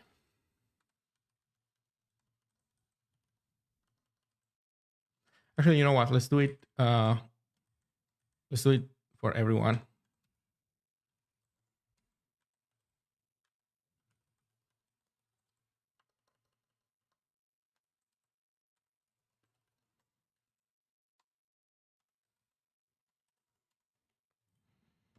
Okay, let's go. Command. I mean, you know what? Maybe I can copy. I'm gonna copy the description for this stuff. Also, where's autofocus? Oh, autofocus is not listed here. I bet you that it's one of the global ones.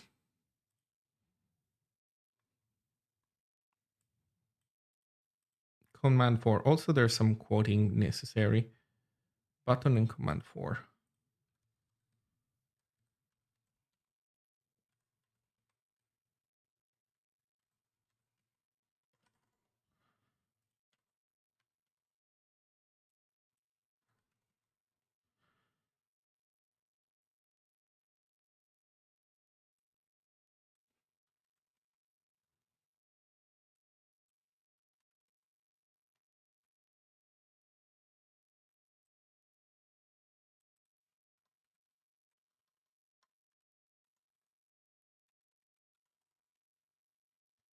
Okay.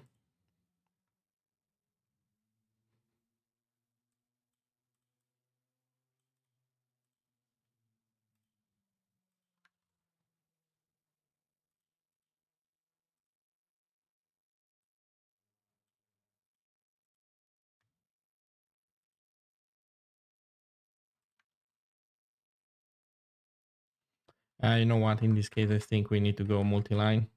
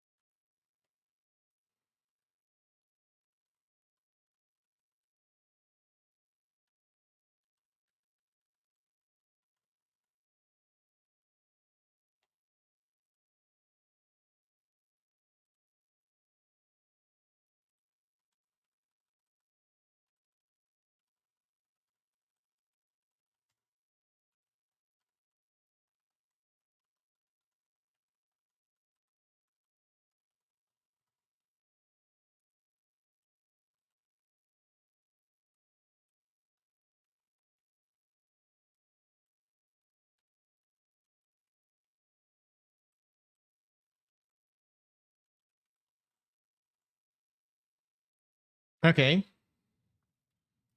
Form action.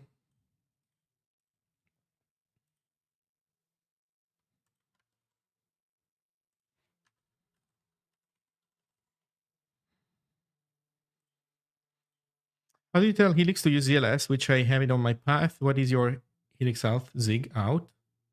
How to wire it up? You don't have to say anything to Helix.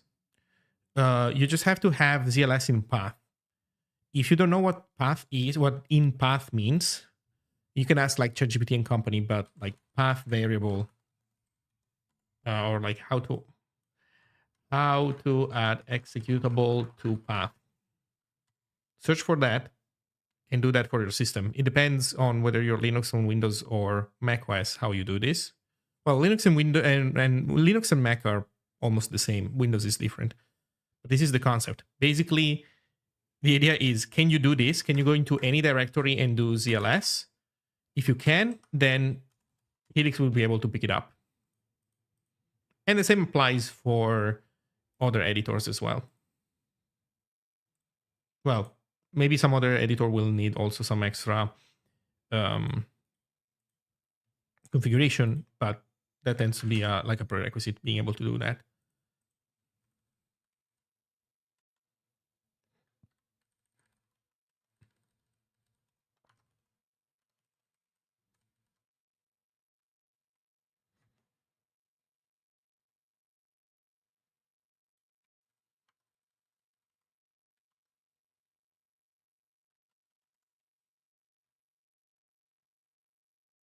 Form enc type.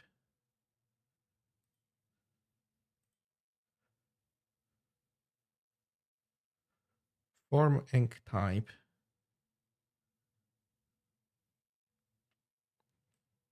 Form method.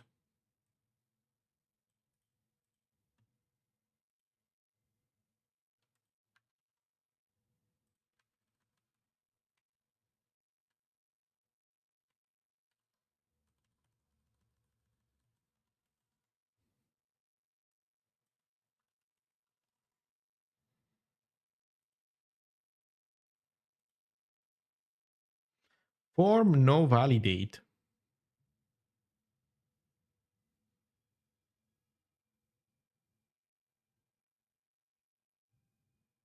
It's not to be validated when it is submitted.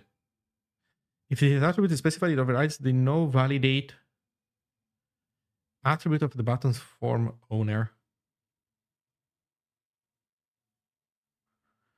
The attribute is also available on input image type image and input type submit elements. What is this stuff? I think we need to go multi-line for these ones. Maybe even the ones before I should have, but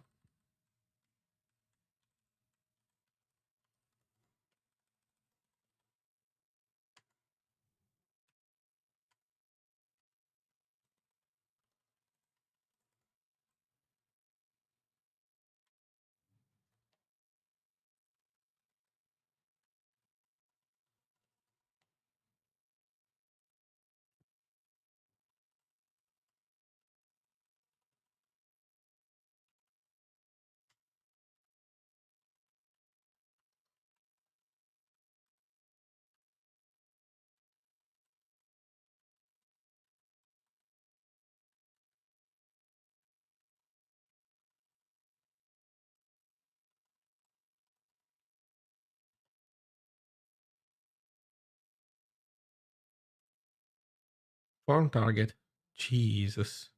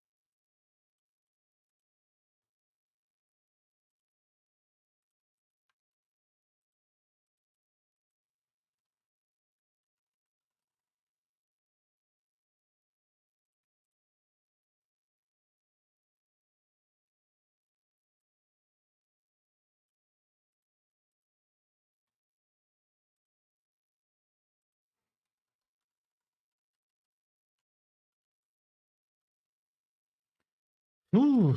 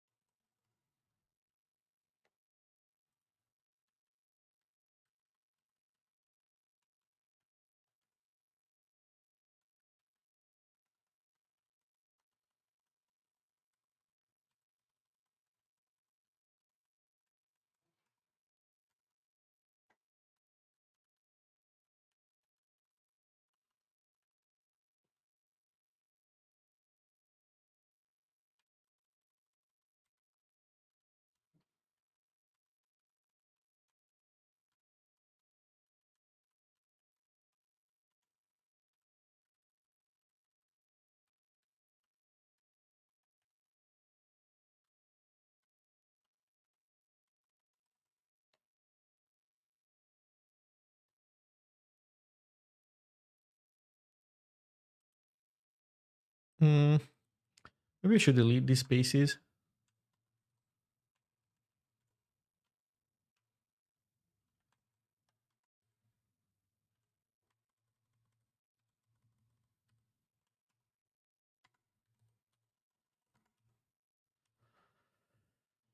Was something you changed yesterday? I enabled the multi-quality, the automated multi-quality, well, not automated, but like the multi-quality encoding in OBS. So like instead of having Twitch generate those, I'm generating them myself. And that seems to have improved things. But yeah, I don't exactly know what's going on.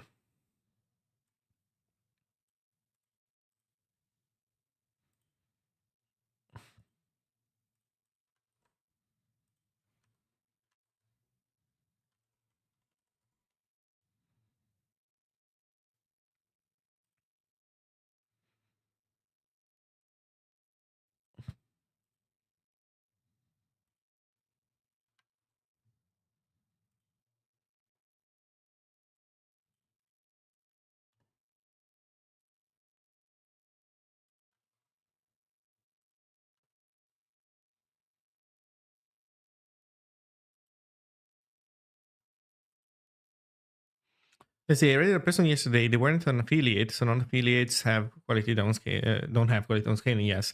And they were streaming with 1440p, which was not available in my country. Huh. And I had the same error, I see. Yeah, I'm doing 1080p 60 frames, which is, I guess, um, my crime was to do 1080p 60 frames, I guess.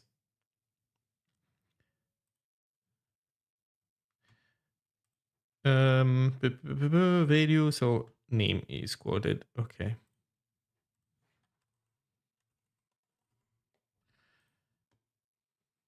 Yeah, I think that Twitch is just pooping itself a little bit. Okay, we copied over all the descriptions for the attributes. For the attributes. We now have to do the other stuff. Also, you know what? I might be a little bit too optimistic. With these many attributes, there is no way that these fuckers don't have weird rules about what it is that can or cannot be defined. For example, I bet you that you can't have a, what is it, pop over target action if you don't have pop over target. Watch this. Watch all the shitty rules. Oh my god, what is this? Please tell me this is not about parsing. It's the activation behavior. Okay. A custom command keyword is a string that starts with dash dash. Let's go. Button does not disappoint. Button does not disappoint.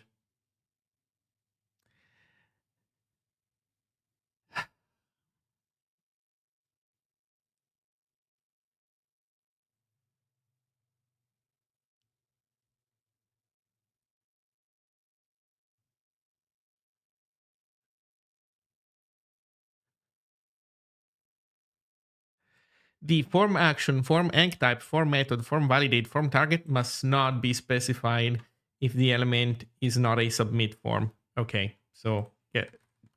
Brace for impact. I'm starting to think that we're not going to be able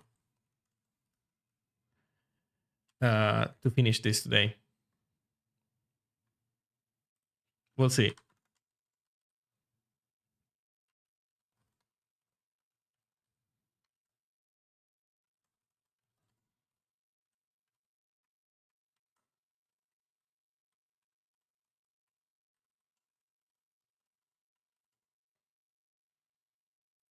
So there's this.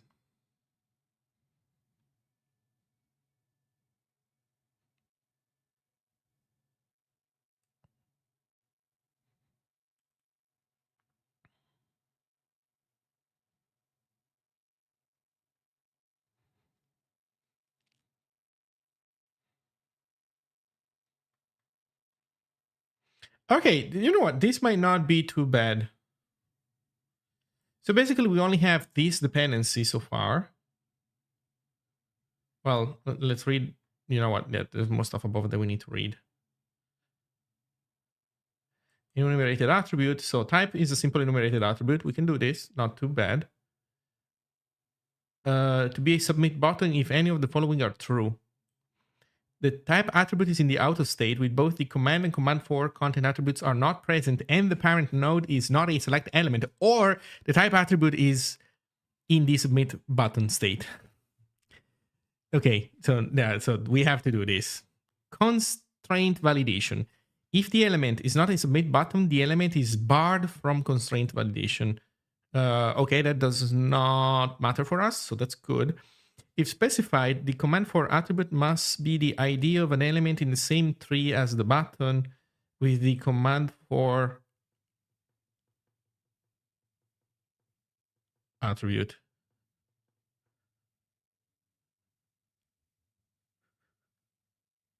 It must be the ID of an element in the same tree as the button with the command for attribute. Okay, yes. Yes. The command attribute is an enumerated attribute with the following keywords and statuses. And states. Yeah, so normal ones and then custom keyword as well.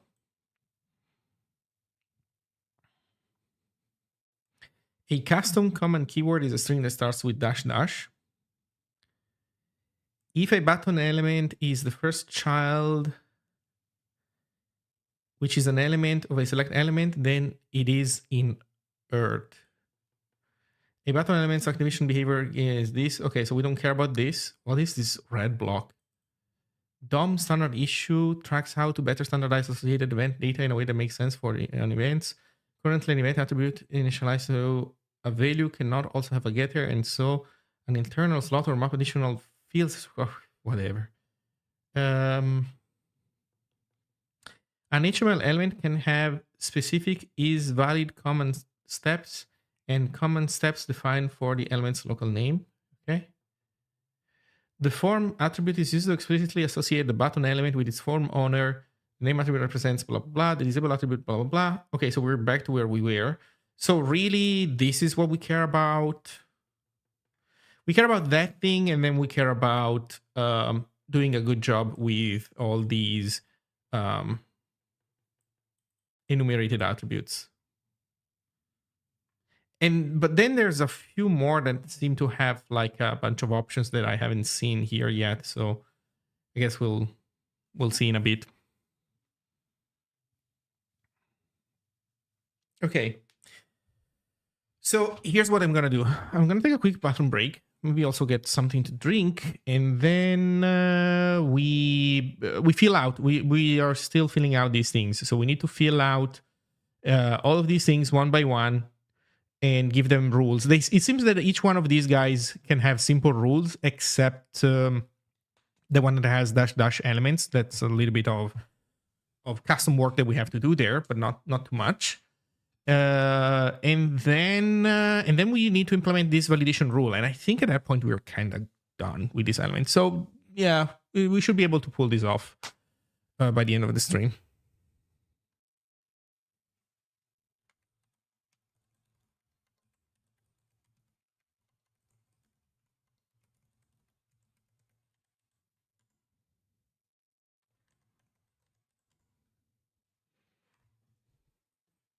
Okay, I'll be right back.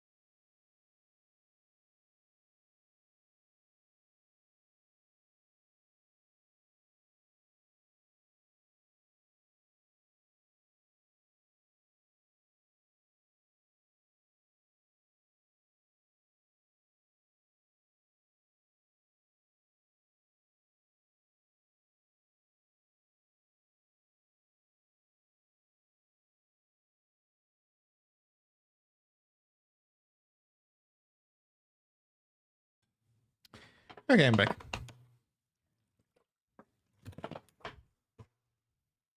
Okay, let's get this element. Let's bring this element home. Command. The command attribute is an enumerated attribute with the following keywords and states: toggle, show, hide, close, request, show model, and custom command keyword. Only dispatches the command event on the target element. Okay, so what does this mean? That I think we're gonna do it this way. We put the description above and then the rule below. So this is gonna be a list rule. And this is gonna be a list rule that has extra. So we're gonna have to do the extra. Only one of these guys, and then the list of things, which is a literal list. Label equals something. Desk equals something else. So that's how we do the list. So I'm gonna trust MDN for this one. Let's see, command show model.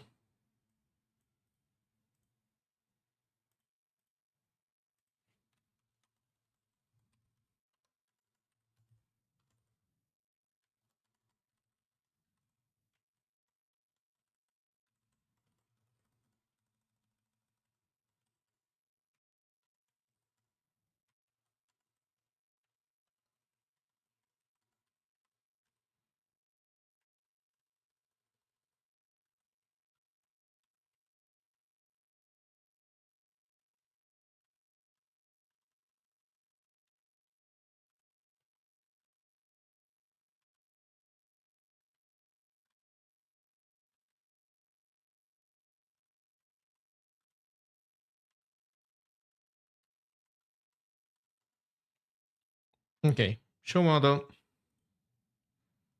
close. You know what? We're gonna let's copy this a bunch of times.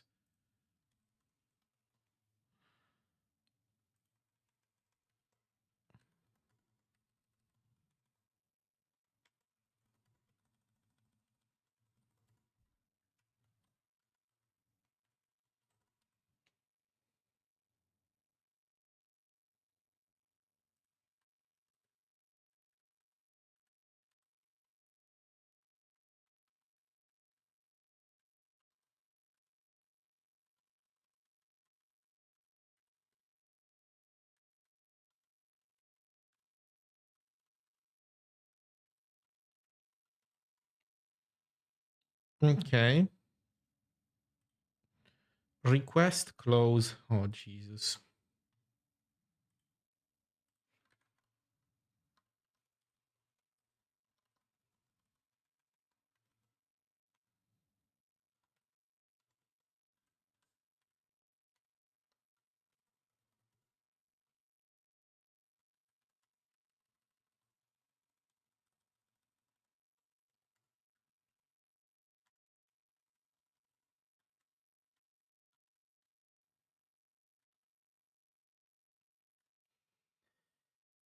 The button will trigger a cancel element. The heck is a cancel element?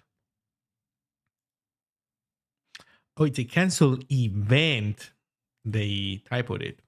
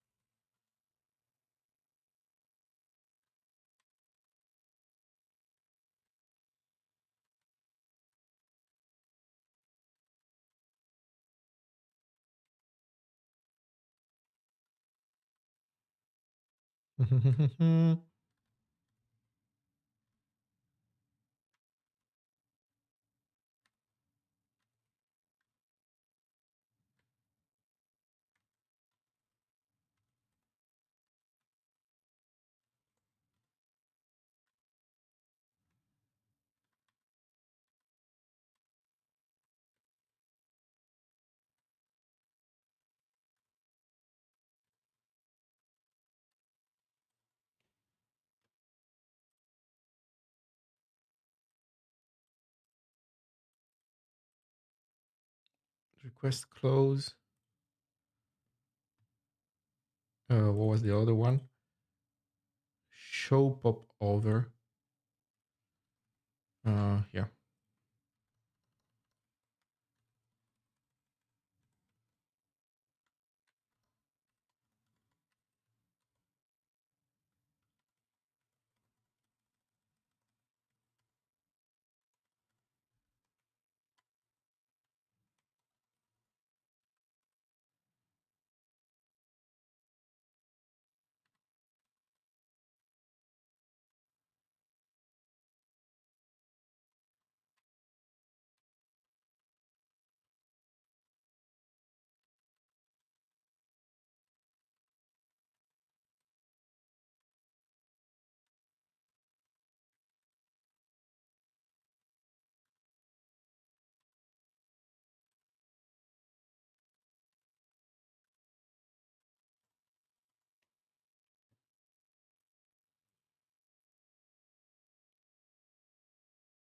Hide pop over. Toggle pop over. We're almost there.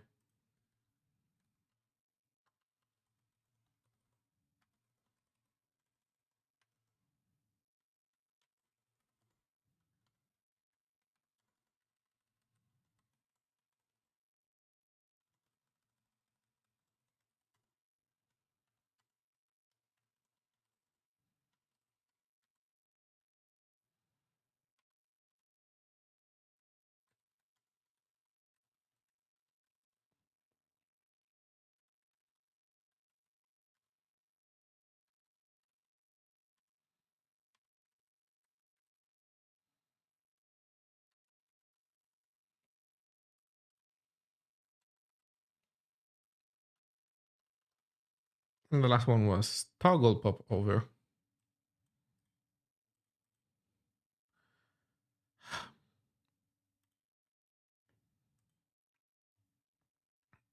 Have a nice day, X2.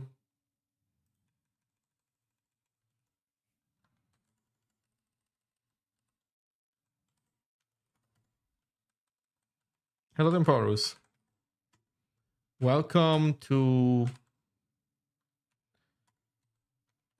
the HTML dojo.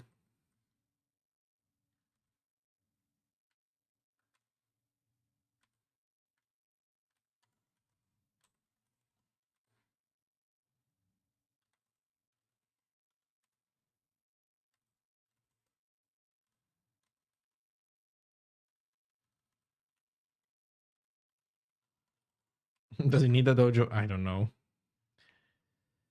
But we're, I don't know, we're doing this. We're doing HTML. So, and I don't know, there's some like, I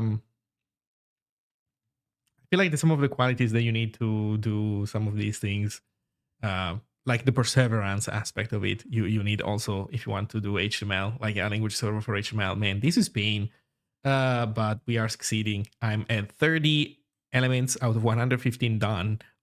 Most of the weird stuff is tamed. Yeah. Are all your NeoVim keybinds default, or do you use manual / plugins changes, multi-cursor, and add around word is nice? This is not NeoVim. This is Helix. So this is Helix, and Helix doesn't really have plugins for now. So this is stock Helix, and that's how you can do things in Helix. I don't know if NeoVim even has multi-cursor at all. I don't think it does, right? You have like macros, I think. So like you can't see what you're doing with multi-cursor. That's kind of I guess one of the big differences between NeoVim and Helix. But it's not just like a matter of missing features, I think. It's also a consequence of the like movement model, right? Because in Helix, in NeoVim, well, in Vim in general, you do action and then movement in let's say action and then selection in like you do delete word, while in Helix you first you manipulate a selection and then you perform an action, and so that tends to play, I think, nicer with the concept of, for example, multi-cursor and doing things with them.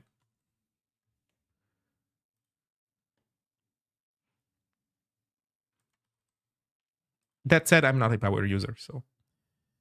Okay, we want a custom value rejection thingy.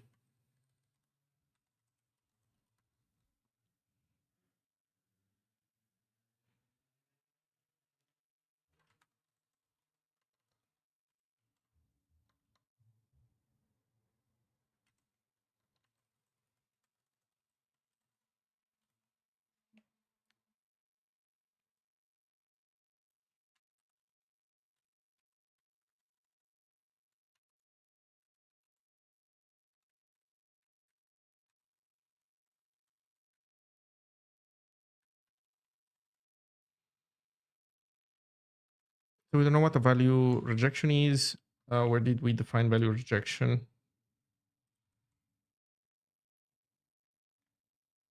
Inside rule.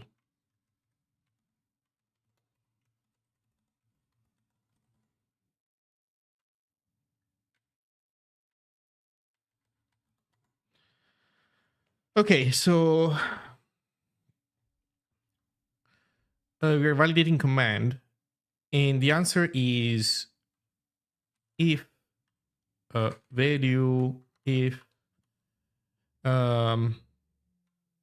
std.mem dot starts with u8 value needle. If it starts with dash dash, then we return null.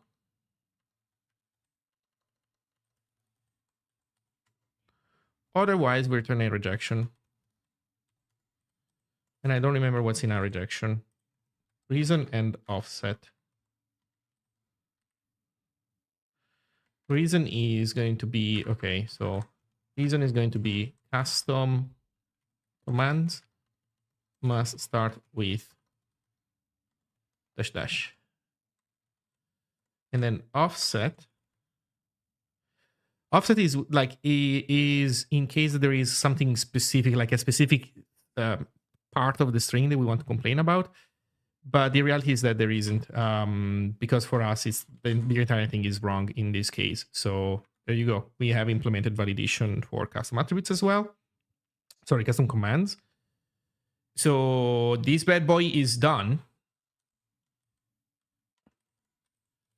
What are we missing? Oh, we're missing the whole implementation of validated attributes for this rule, right? And there's also another itty bitty tiny problem. There's a ton of other attributes that we haven't implemented yet. So for example, what the heck is command for? Let's go find out what's command for.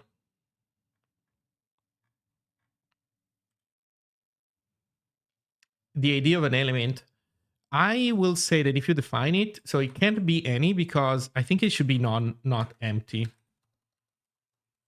Like if you have it, you have to put something in there. Disabled is Boolean, so we're happy with that. Form is a name, so not empty. This must be the idea of something in there. Oh, but wait, if this attribute is not set, the button is associated with the ancestor form. But can you have it and leave it empty then? Let's take a look at what it says here, form.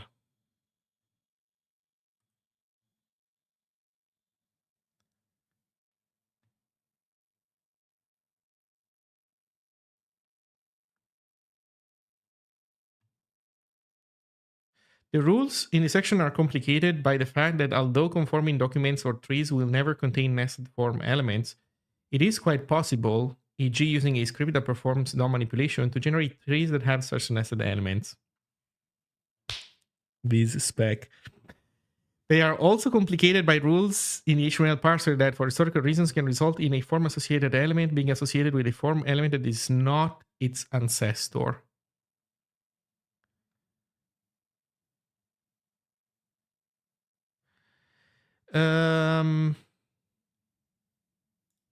Okay, so the idea is that if you specify it, it has to be not empty. That's my conclusion. Form action. URL to use it for form submission. Right. Valid not empty URL.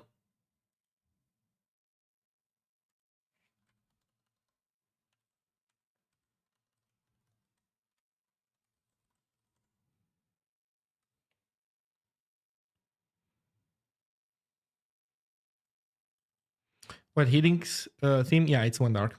Correct. Okay, form enc type.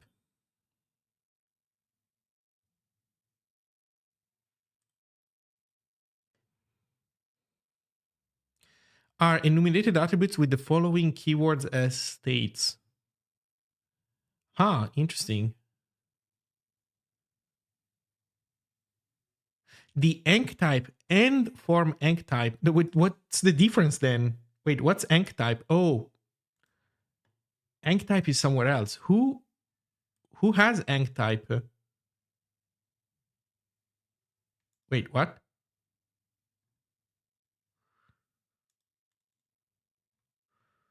Bro, who has enc type?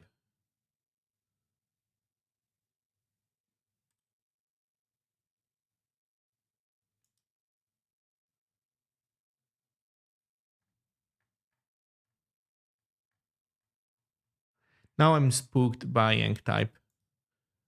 Who's doing enc type? Is it global? No.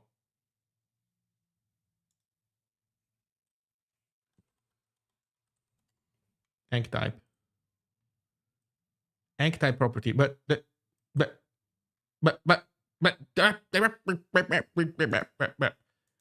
wait, was it listed in here? It is listed in here.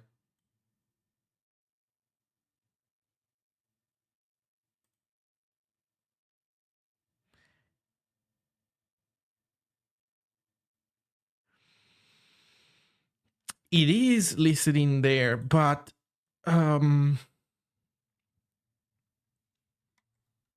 wait.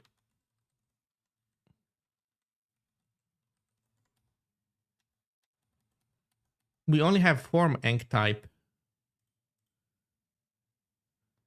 But according to this guy, there is also enc type without form enc type.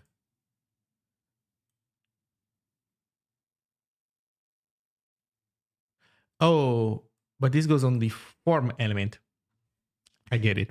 This goes on the form element, while the other one goes on the button. I see. I see. Yeah. Thank you. I got there. Thank you, Blurry Cat. So I think we want to. You know what? It's not a big deal. I think if we kind of duplicate this. So whatever.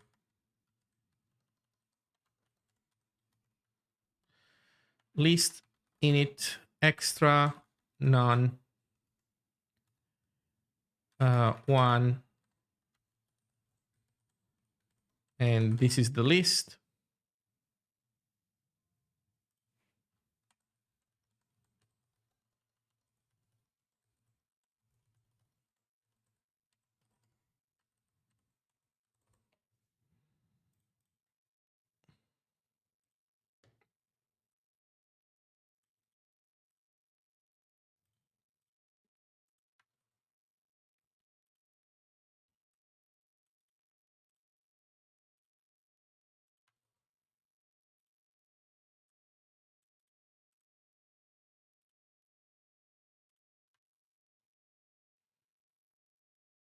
Okay, let's see what MDN has to say about this.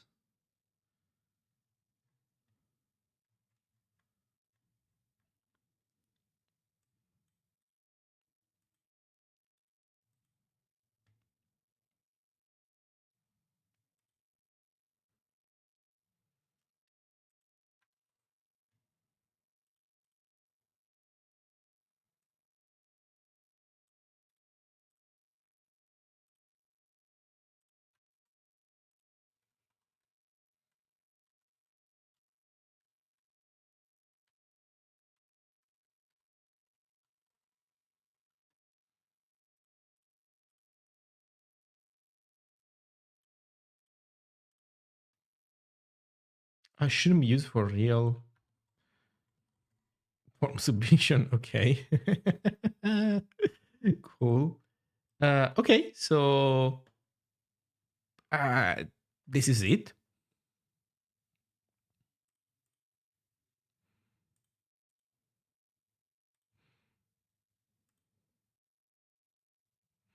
missing value default. So the fact that it does have a missing value default kind of means that we could allow this to be not specified, like you specify the element, but then you don't give it a value. But let's not do that.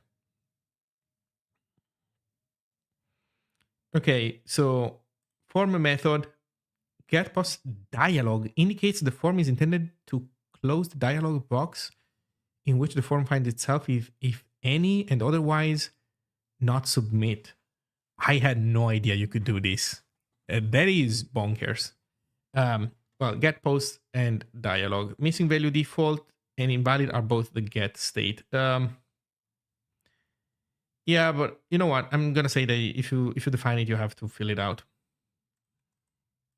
So it's a list. You know what? I'm gonna copy this.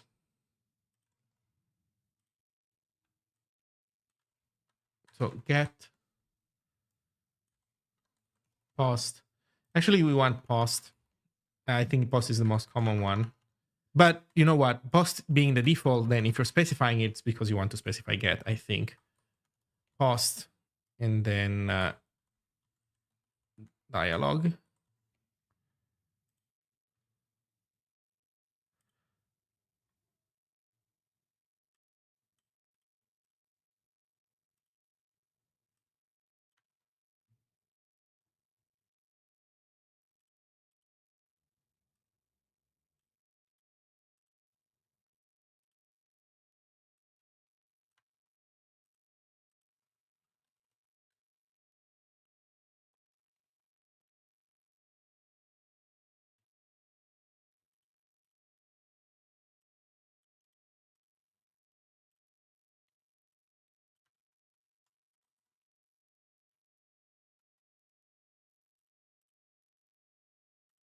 I'm just realizing one thing.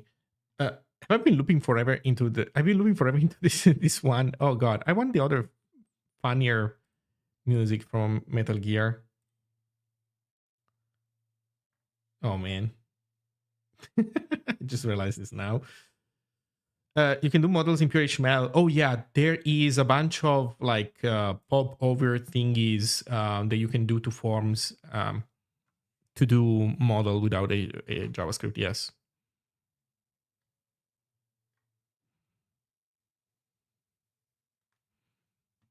Okay, form no validate. I think it's Boolean. Yeah. So we do nothing. Form target. I think this is a target rule that we can inherit. Self blank parent top. Is this the same as target?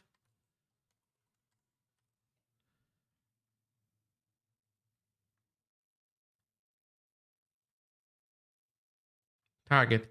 Self blank parent top. Unfenced top. Oh, this one does not have unfenced top.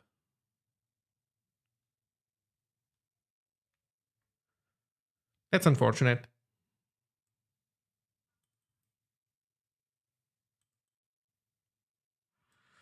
That is unfortunate.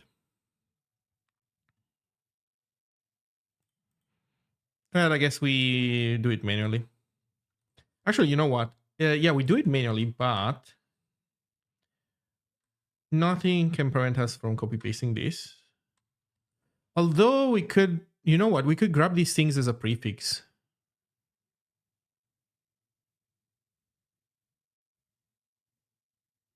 You know what? Let's grab these guys as a prefix. Oh, there's also the check navigable game. Yeah. Okay, we definitely want to take inspiration from this stuff. What is unfenced top? It's something that you can define in the target of a anchor, and it has to do with iframes. Is it called iframe? Yeah, well, you know, the thing that allows you to nest HTML documents inside of other HTML documents. There's a version of embedding another page that is less sandboxed, and unfenced top. And I think it's the unfenced frame element, but it's all experimental, so I'm not sure where it's gonna go.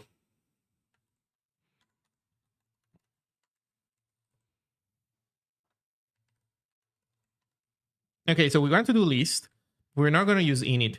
We are going to, I think, basically do it manually, right? No, we want to call init. We want to call init, but we want to grab some stuff from elsewhere. So I think we want to do it this way.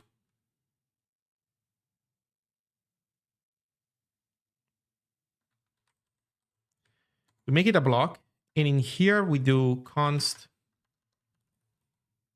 target is attribute dot common dot target. Is it common? Yes. And we can even do dot rule. So then we want to break VLK with dot init. And in init, we want to give target dot extra one target dot list target dot list minus one. We basically want to skip the last one.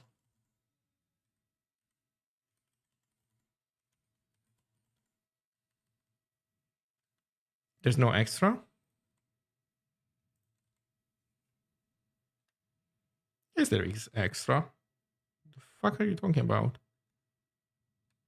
Oh, because it's rule.list. And this is not called list, right? What is it called? Completions.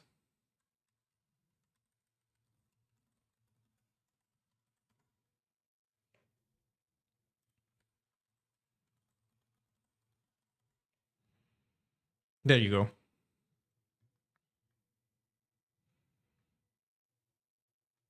Okay, this is done. Name. The name of the button submitted as a pair. I guess this should be not empty. Let's take a look.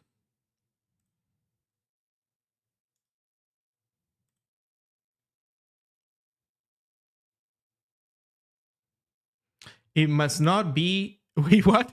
If the attribute is specified, its value must not be the empty string or is index. A number of user agents historically implemented special support for first inform text controls with the name is index. And this specification previously defined related user agent requirements for it.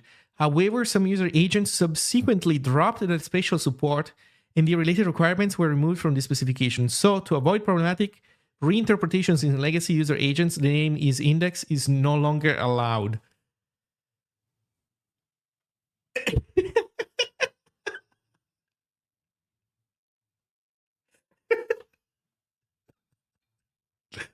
Every single element has some bullshit thing in its description. It is insane. I mean, at the end of the day, this one is not even as bad as the other things that we've seen, but still.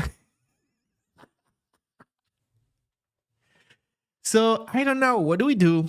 What do we do? Do we point this out? To be honest, I'm tempted to ignore this because it's just dumb.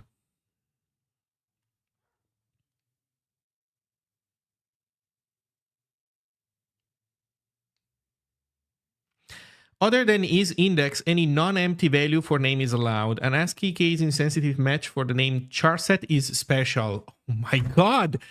If used as the name of a hidden control with no value attribute, then during submission, the value attribute is automatically given a value consisting of the submission character encoding.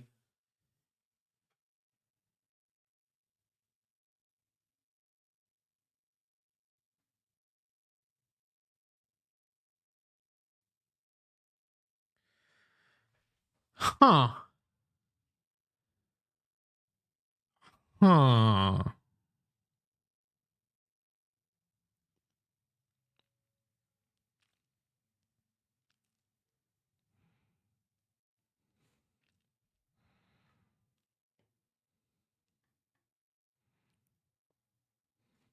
Okay, chat. What's your opinion? Should we uh, make is index an error, or should we just not care? What do you suggest we do?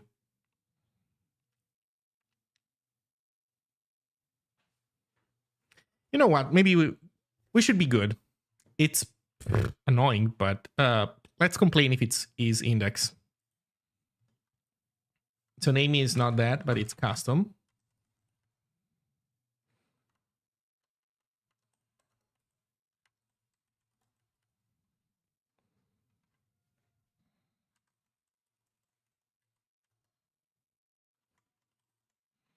Do you want to be spec compliant?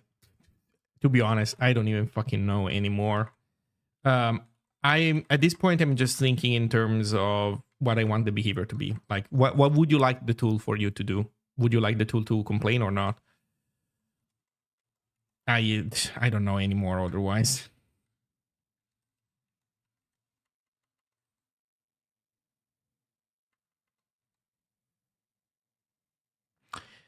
Is this equal without spacing and other things? Yeah. Is it case insensitive? It should not be.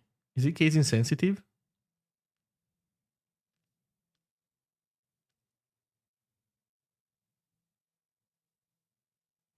No, this is a case insensitive match. This is a case insensitive match, by the way, on top of everything. This one is not case insensitive. Okay.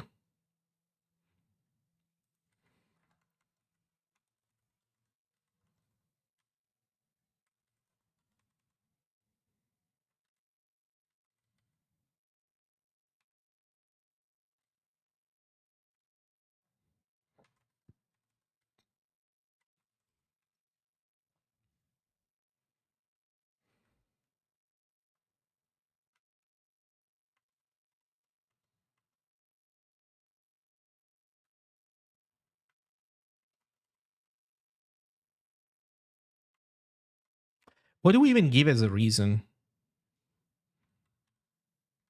We are forced to give a reason, right? No, we're not even forced to give a reason. So I guess we could leave it empty. I guess we can take a look at what this looks like after we are done implementing this. Although, you know what? For now, we can do it like this.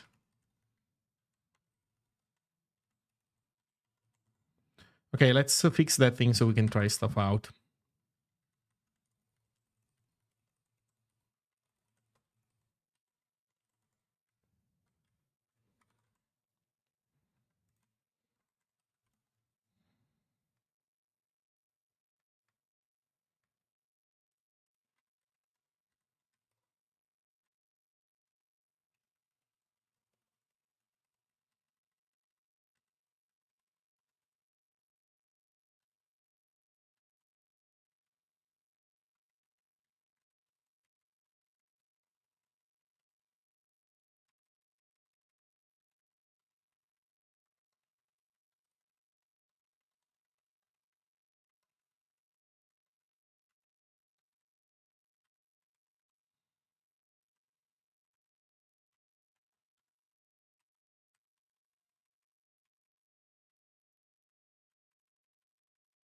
Oh no, how do I do this now?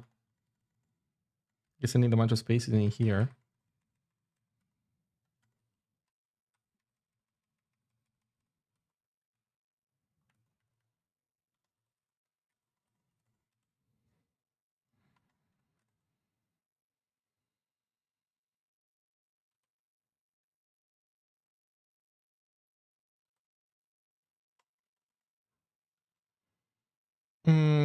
Custom.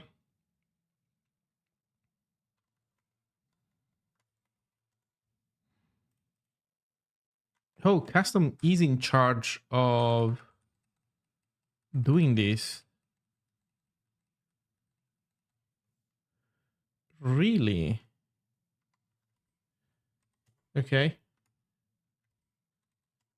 So this guy is in charge of a lot of things.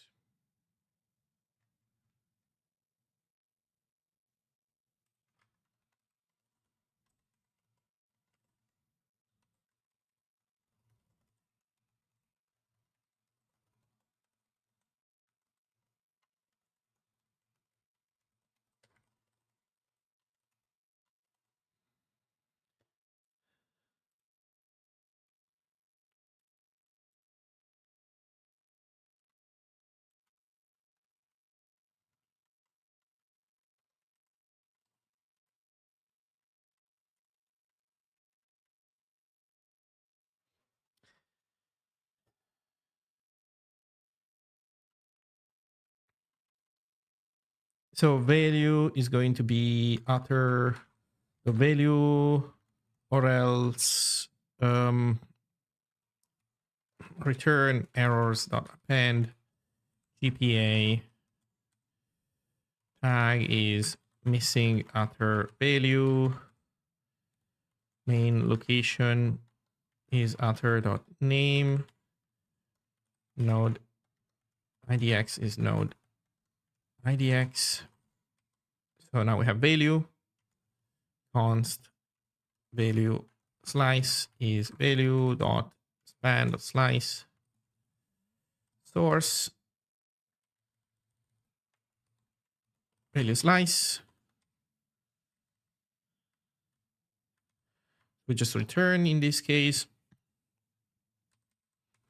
Otherwise, we return errors.append GPA tag equals invalid utter value. Reason, I don't know. We'll see.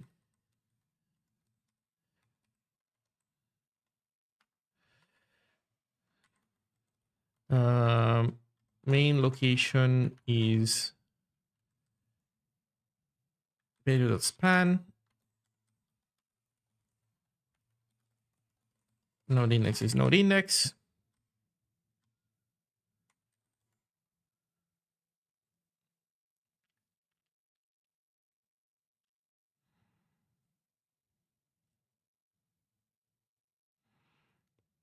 Unable to load tokenized. Oh, I'm wrong.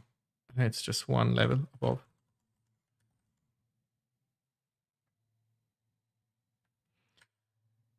Okay, let's see how this looks like. So what are we testing? Validation of button name.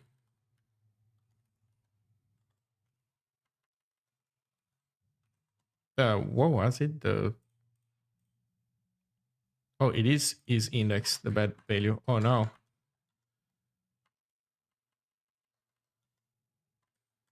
Oh no.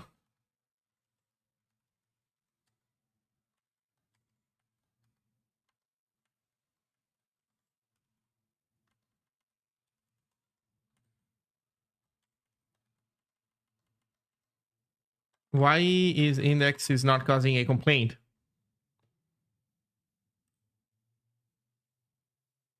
Oh, I know why. We need to go to attribute. No, we don't have these attributes in there. The heck?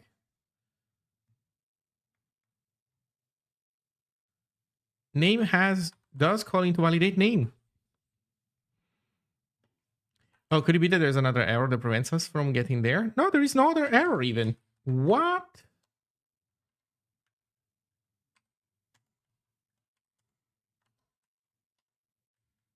Oh, but look, there is no complaint. Okay, something weird is happening.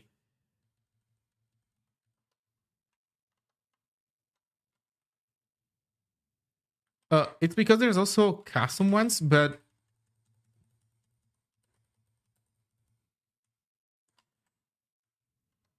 we did rebuild, right? Yes.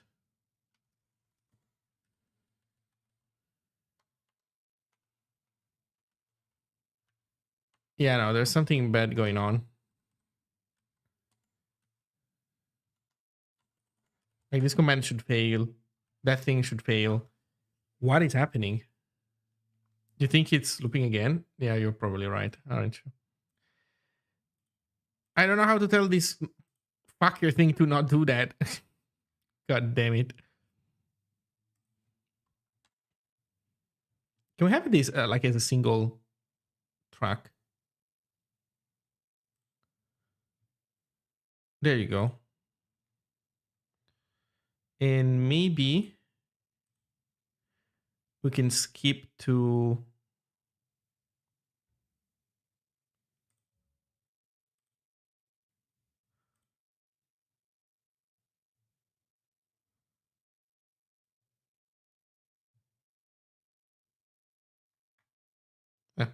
we'll see. Okay, there is something that regressed in our ability to report these errors. And I don't know what it is, but something is regressing it. Is it the fact that that I'm not giving it any reason? I want to try to give it a reason. Will this make a difference? No, it does not. Okay, somehow, do we even get in here?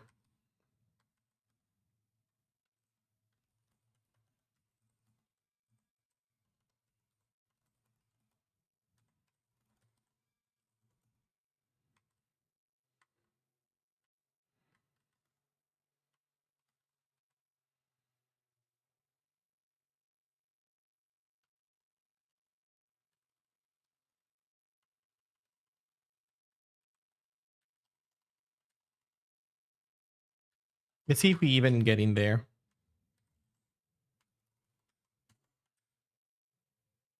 No, we don't even get in there. We don't even get called. I'm a moron. By the way, for the people watching, I'm a complete moron. You know why?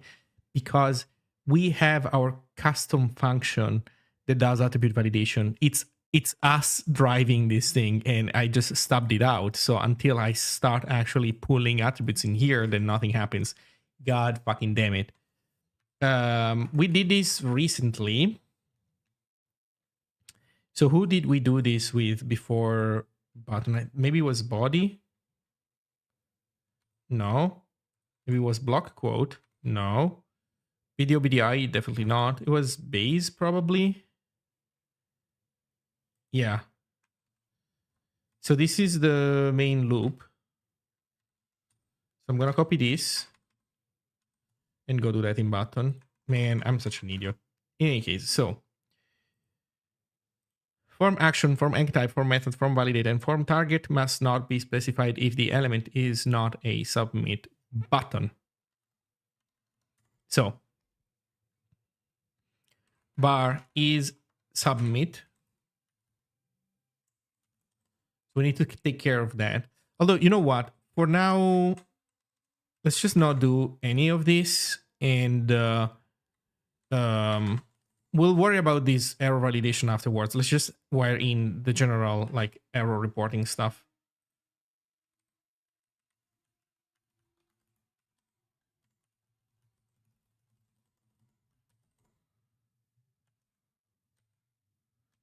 Right. These guys also don't exist.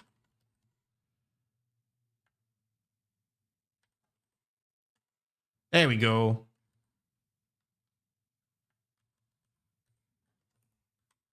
Finally.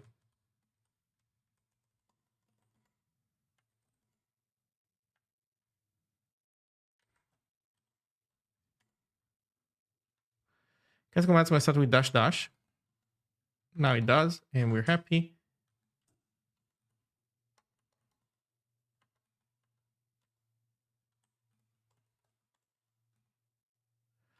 We should complain about the empty string.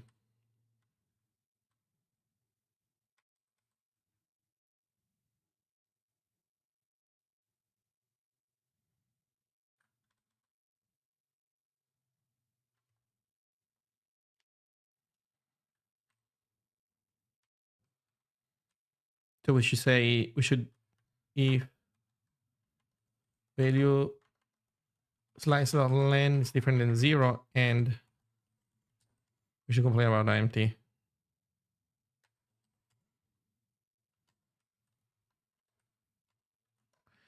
I guess I'm saying that a space is good, but it should, I think.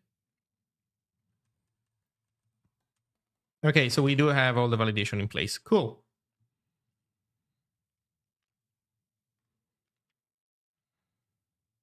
Next, we need to so we need to complete pop over target action type value.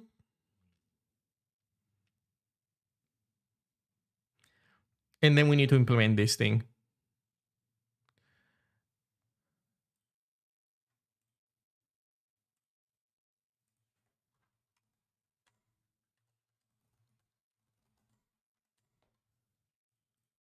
Okay, I think I'm gonna not do all of this on stream.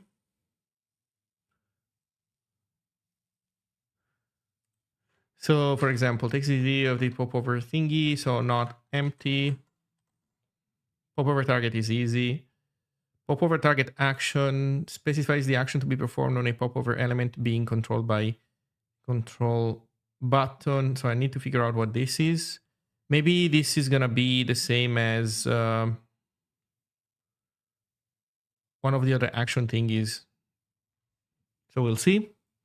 In any case, I'm gonna stop here because I'm already past the time that I wanted to stop. But yeah, we're almost there, right? It's just a matter of implementing this test here, and then yeah, we're good.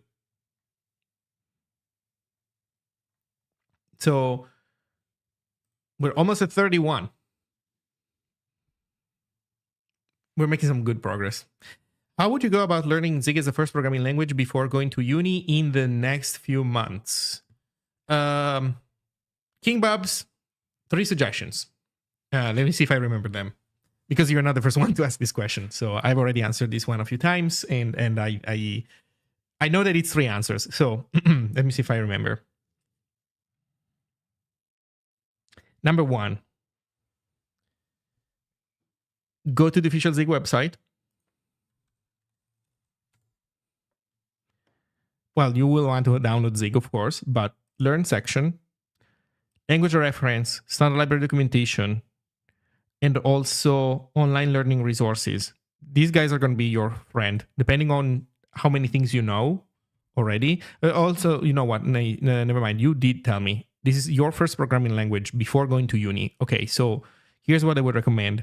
Do Ziglings, do Zig on Exorcism, do read Zig Guide, take a look at this book. Like, make sure to look at these learning resources. Ziglings is the easiest one, so it's probably where you want to start. But, you know, I don't know you, so it's going to depend on your interests. But in any case, look at all these online resources. So this is your suggestion number 1. Suggestion number 2,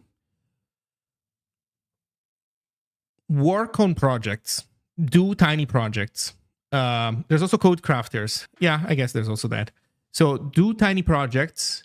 If it's your first programming language, then, you know, you obviously need a ramp up. Like, you need basically to not start with something that is too complicated, where you have to learn too many things at once, because then you're just gonna choke.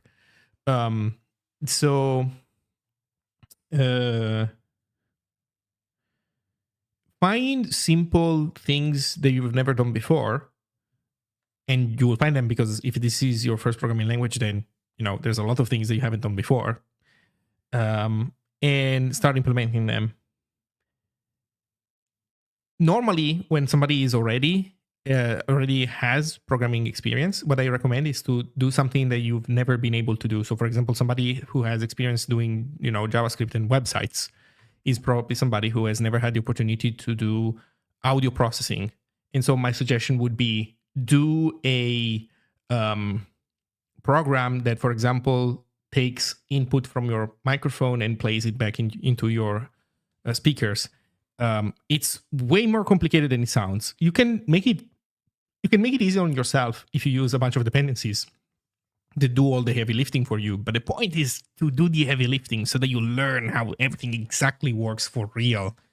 That said, what I just mentioned is not a good suggestion if this is your first programming language. But take a look at things like, for example, crafting interpreters. Again, maybe this is a bit too advanced. So consider this a suggestion after you have gained some experience. You need at least some experience before you can tackle this stuff. But crafting interpreters is an example of a packaged experience that you can take a look at eventually. Another one is ray tracing in one weekend. I did this one. I did the first one, ray tracing in one weekend, which teaches you how to do this. I think that honestly, ray tracing is very approachable for a newcomer, because you don't need to know a ton about programming. It's more about math. So you need to be comfortable with some math. Actually, not even a ton, but you do need some to be used to math a little bit. And if you are, then this is going to be cool. Then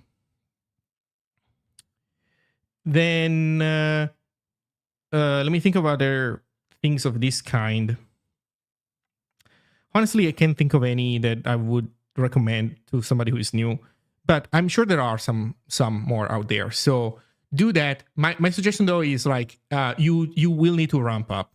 There are many things that are definitely things that you can achieve, but first there's going to be some stepping stones that you need to hop on first. So like you need to do some work before you get to the more interesting stuff, but you can get there. Like none of it is outside of your reach, most probably, almost certainly, but not right away. You need to do some like work first.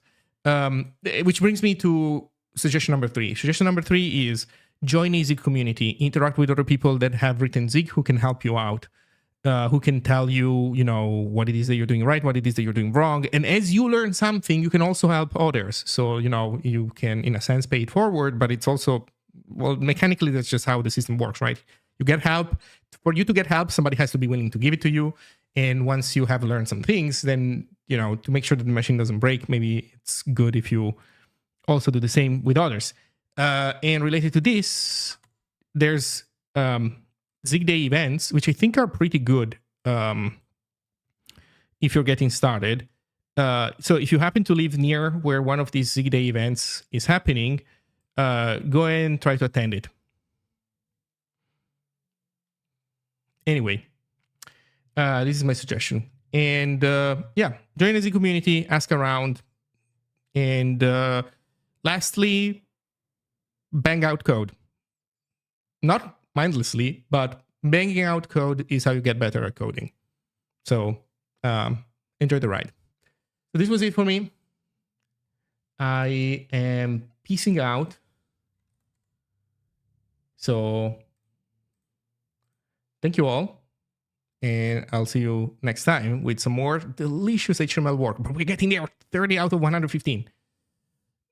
Not living near any of them. Yeah, it's unfortunate. But, you know, eventually there will be more. So one day.